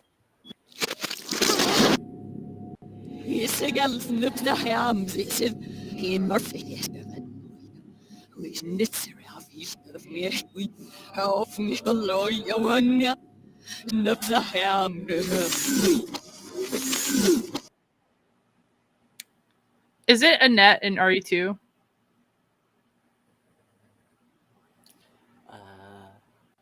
Lee says Days of Our Lives Resident Evil 4. What? I have no guess. I don't know what the hell that is. Well, Does it sound Jazz, familiar? you are correct. It is Oh, wow. Annette from Resident Evil 2. And here's the answer. You murdered my husband. I know Hamburger. what you're looking for. You came for the G-virus, didn't you? But you'll never take it from me. This is my husband's legacy. I ain't got no clue, darling. So that threw me Wow. off, but it sounded like just something hitting and the echo. So I'm like, that has a little bit of like an RE2 sound to it, and the door at the end on the second play is what got me because it's like that's a lie, but I was like, that's not Leon, so I just went with it. I'm surprised I got that. It is a Resident Evil 2 modded game called Kendo's Cut. Which is quite fun to watch, actually. It's very stupid, but it's hilarious as well. So, I think I listened. Kendo. So, listened to a lot of like RE2 Annette clips when I was voicing Annette for Dante, just to get like an idea of how like the actual character sounded. Maybe that's why the voice somehow backwards stuck with me. I have no idea. Whole life is backwards, so that works. Yeah. Good job. Gotcha. I got one out of how many games we had? 7. Gotcha. Okay. But who is it? What? Read your comments. Who is it? I want to know. Maybe. Sean is tired. Jazz is tired too. Which one? Are they numbered? Just should be. Should have the first comment, second comment, and here we go. There we go. I've done it. Meanwhile, Alex is snoring in the background. Sean is tired. Everybody is tired. No one has slept. No one will ever sleep again. Never. All right, first comment. Pretty sure so you can see it. It's from the Fujihichi Yuki. Whatever that is. I love this anime. It's the first one I've ever watched, and not many have ever heard of it. I didn't hear it. Kasumi Doki, whatever. So yeah. Question 1. Did you say Kasumi Doggy? Yeah, something like that. Wow. Question 1. What is Fushigi Yugi about? It is about a girl that reads some kind of fairy tale book, and she gets like sucked into, is it like medieval times or something like that? Some whatever ancient time period where there's like these mystical warriors or whatever, and she ends up having to. It's been a while since I've seen it, but I think she has to like recruit these mythical warriors to stop an evil or something like that. It's good though. It sounds kind of like generic or whatever, but it's an old as fuck anime, and it was probably one of the first ones to do a story like that. Maybe, I don't know, but yeah, it was a really good at the time when that came out. It was a really deep and engaging anime. I thought I liked it a lot. Okay. Question 2. Why do you think not many people have heard of that? I think that's untrue. I think it was a really popular anime. I think it's just old.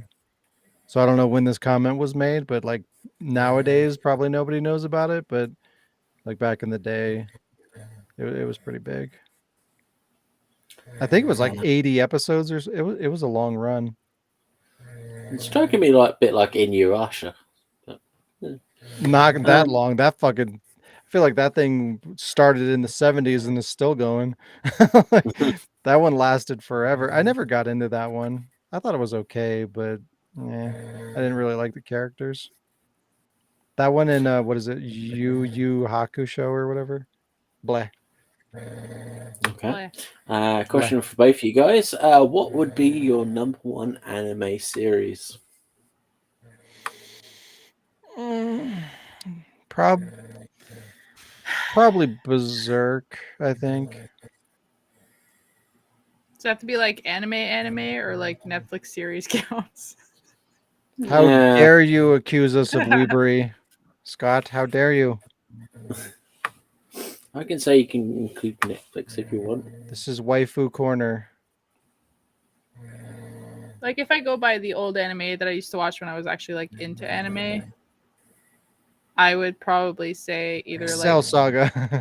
Wow. Fuck, there's just so many like different ways to judge like best. Like there's funniest, there's like yeah, true. GTO was a really good one too. I think one that I've watched the most that all of them that I have is definitely Slayers, because like that shit had That's a good everything. one. But then I would add like I'd say I have top 4. Definitely like Asmangadayo because it's so friggin' random and hilarious.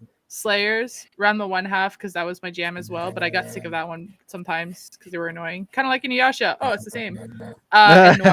And Noir because Noir was like one of my first animes. Other than like when I was a kid, I watched Sailor Moon because I didn't know what anime was. I was just like, ooh, cartoons, man. I remember Noir. That was a good one. Noir. Kenshin is another really good one. Have you seen Kenshin? Rurouni Kenshin? Oh, it's so good. I don't like What- samurai shit and like I normally don't either. Trigun's another good one. There's so many good ones. Cowboy Bebop. Anyway. this. But no, I like Kenshin. I like things that have like really good character arcs, you know, they have everything. There's humor, there's seriousness, and you see a lot of growth in the characters. And Kenshin did that really well. And it had like, I don't think technically they're canon together, but there was like a set of movies, an OVA, and then like a 70 some odd episode anime. You guys hear And that moose? a flock of Yeah, moose. A flock of moose and they're flying north, south. But like the OVA was like kind of a prequel, and it was like super dark and really serious. And the movies I think take place after the show, and it's also serious. But like the middle stuff is all like lighthearted and lots of comedy. And Kenshin's like a goofy idiot, like your typical, you know, anime protagonist or whatever. But it's cool that it's bookended in this way, where it's like in the beginning, it's super dark and bloody and serious, and he's like this serious like assassin samurai kind of guy, and he like hangs it up and he goes wandering or whatever, and that's what the show is. And it's lighthearted and goofy and silly, and you kind of get attached to these lighthearted characters in that way. And then you see the kind of finale of everything, and it goes back to that kind of dark, gritty things. And I don't know, I like that kind of shit. It's a good way to get attached to the characters and then fucking rip your heart out of your chest. I like that shit.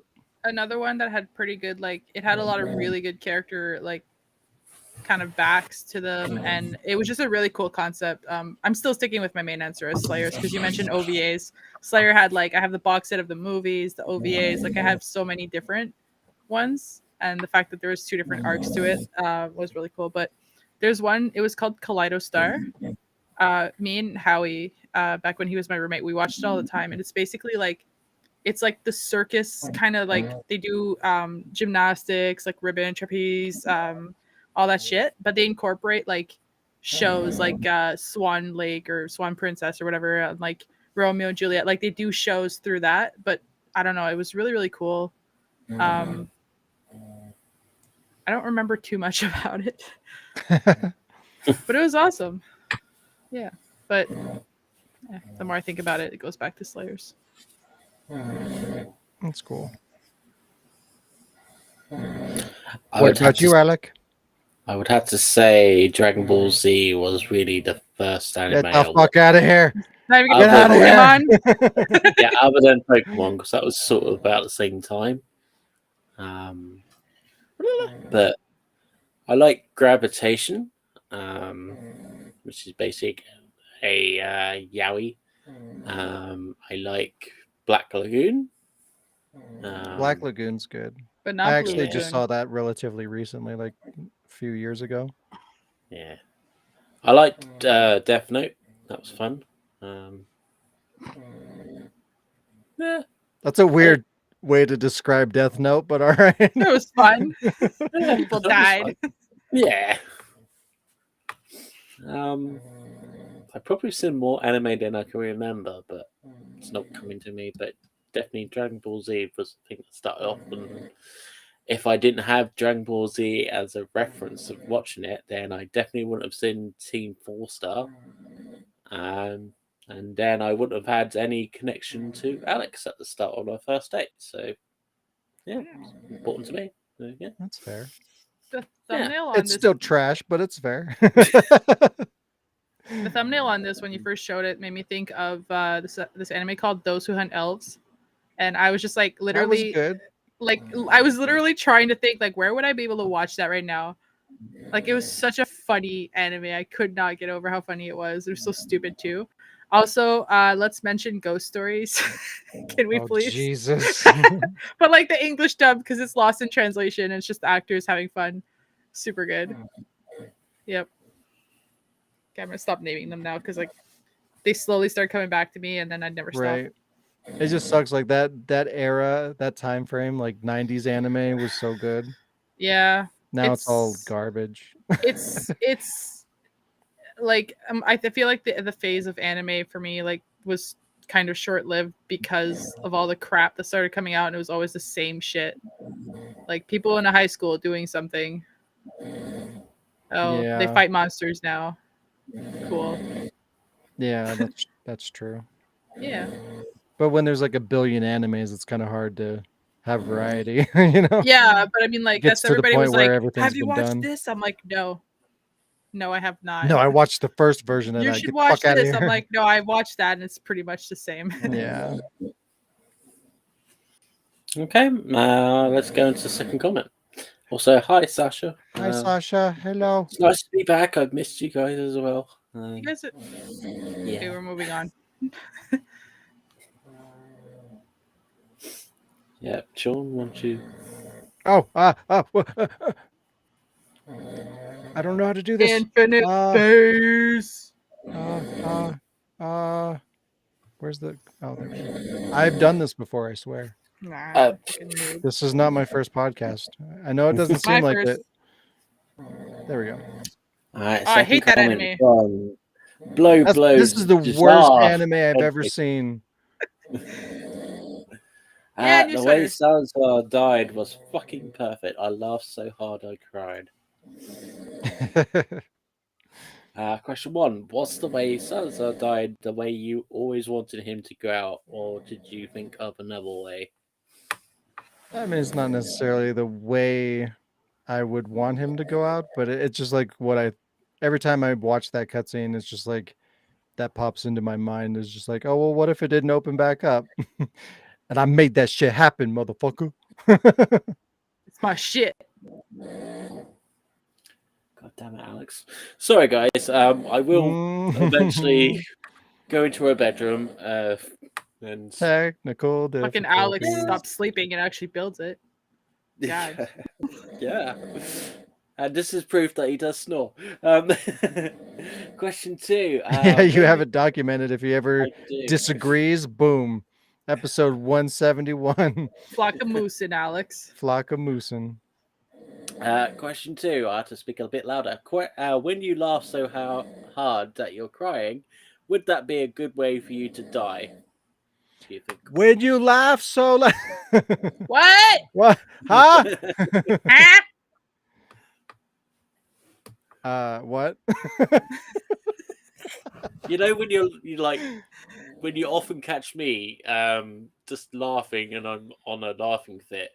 Mm-hmm. Do you think that would be a good way to go out? You know, just die that way, die laughter. I don't know. I feel like that'd be kind of painful. Morning. And plus, it's like drowning, because like you can't breathe, and drowning's not a good way to go. That's how I want to go. Drowning? I love water.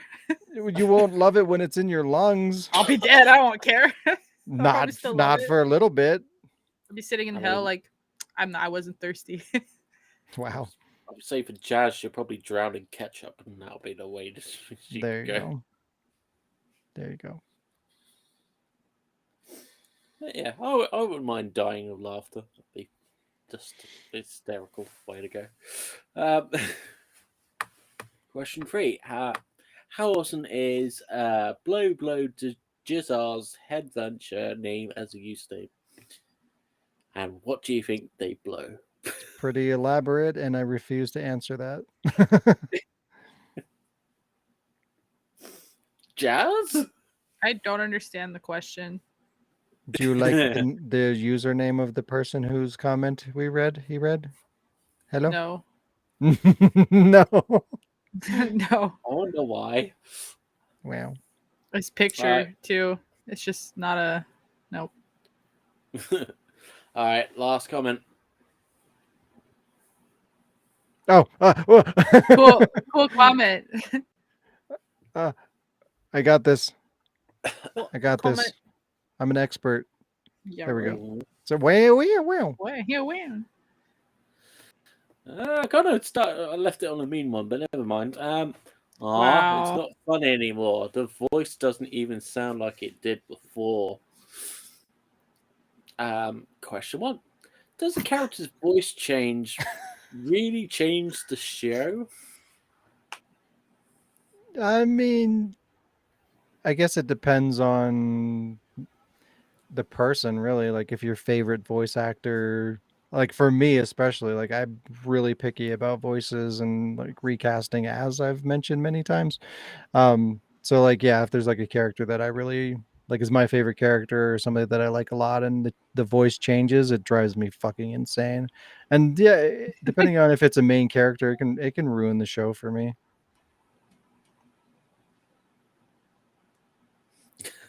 Sasha's like, I'm sorry, it's not funny. Hold my water. Someone's getting a pitchfork ready. Oh shit. Question 2. Do you get annoyed? Well, I guess you already answered this. Do you get annoyed when a voice actor gets replaced for whatever reason? Yes. And from both both sides, like when I have to replace the voice actor and when somebody else does it in something that I watch. Either way, it's no bueno, no likey. Good job, Lee. Hold that water. All right. Last question. On the flip side, when it comes to characters needing to be changed for whatever reasons, let's say like characters older or younger, is it fun to get to know the new voice actors? No. Depends on the person. But yeah, typically. It's all I mean, it's good to meet new people, especially when they're talented and stuff. Like it's exciting, to get new talent in there, or even just to grow somebody new that's like passionate about it. That can be fun. And meeting good people, cool people is always good. And also, going back to that other fucking question, Leon and Claire changing their voices, no bueno. No bueno. In the remakes. They were fine, but again, like it just those characters in my brain are supposed to sound a certain way, and when they don't, I no likey. No likey. No. No likey. They did likey, good, No. and it fit the new style, but No. in my heart and in my brain, no bueno. Yeah, I don't think the Resident Evil 4 remake, if it's going to be, I think it's going to be the same. Yeah. There's no way it won't work. Well, and that's the thing. Like, if they keep the script even remotely the same, not going to work, which means they're going to change it. Not going to work. Like, didn't the remake 2 Leon voice actor do the Infinite Darkness? Yep. Didn't work. And that was even after, I think it was set after 6 or something. I can't remember. But yeah, I think so, yeah. Yeah, that didn't work. It was after 4, at least. Yeah. Well, anyway, that was Read Your Comcoms. Wait, that's not right. I'll be back in 2 weeks to read some more Comcoms. Maybe Jazz might read some Comcoms, or Phil might read some Comcoms. What do you mean, no? No. You know. No. Oh, thank you, Sasha. We try very hard to deliver quality, beautiful content to the universe. Try. What's try? I don't know. I will try to keep sounding good as Leon. I'm reading. Hold on. I don't know how to read. I can't read. Yeah. As long as we get good people that do the role justice, that's good. But whenever justice.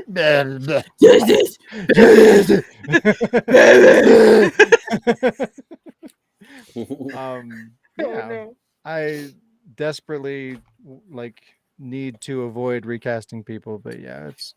I feel like the people that I've had to recast did a really good job, and they did the best that they could, and brought their own kind of personality and whatnot to the characters. And I'm like, I don't listen Like to it Cheese now, and I'm Whiz. like, oh well, that just didn't work out. You know what I mean? It's like it's not my original vision, of course, because it had to change, but I'm still proud of and happy with the actors, the way that they did it in the end. So it worked out.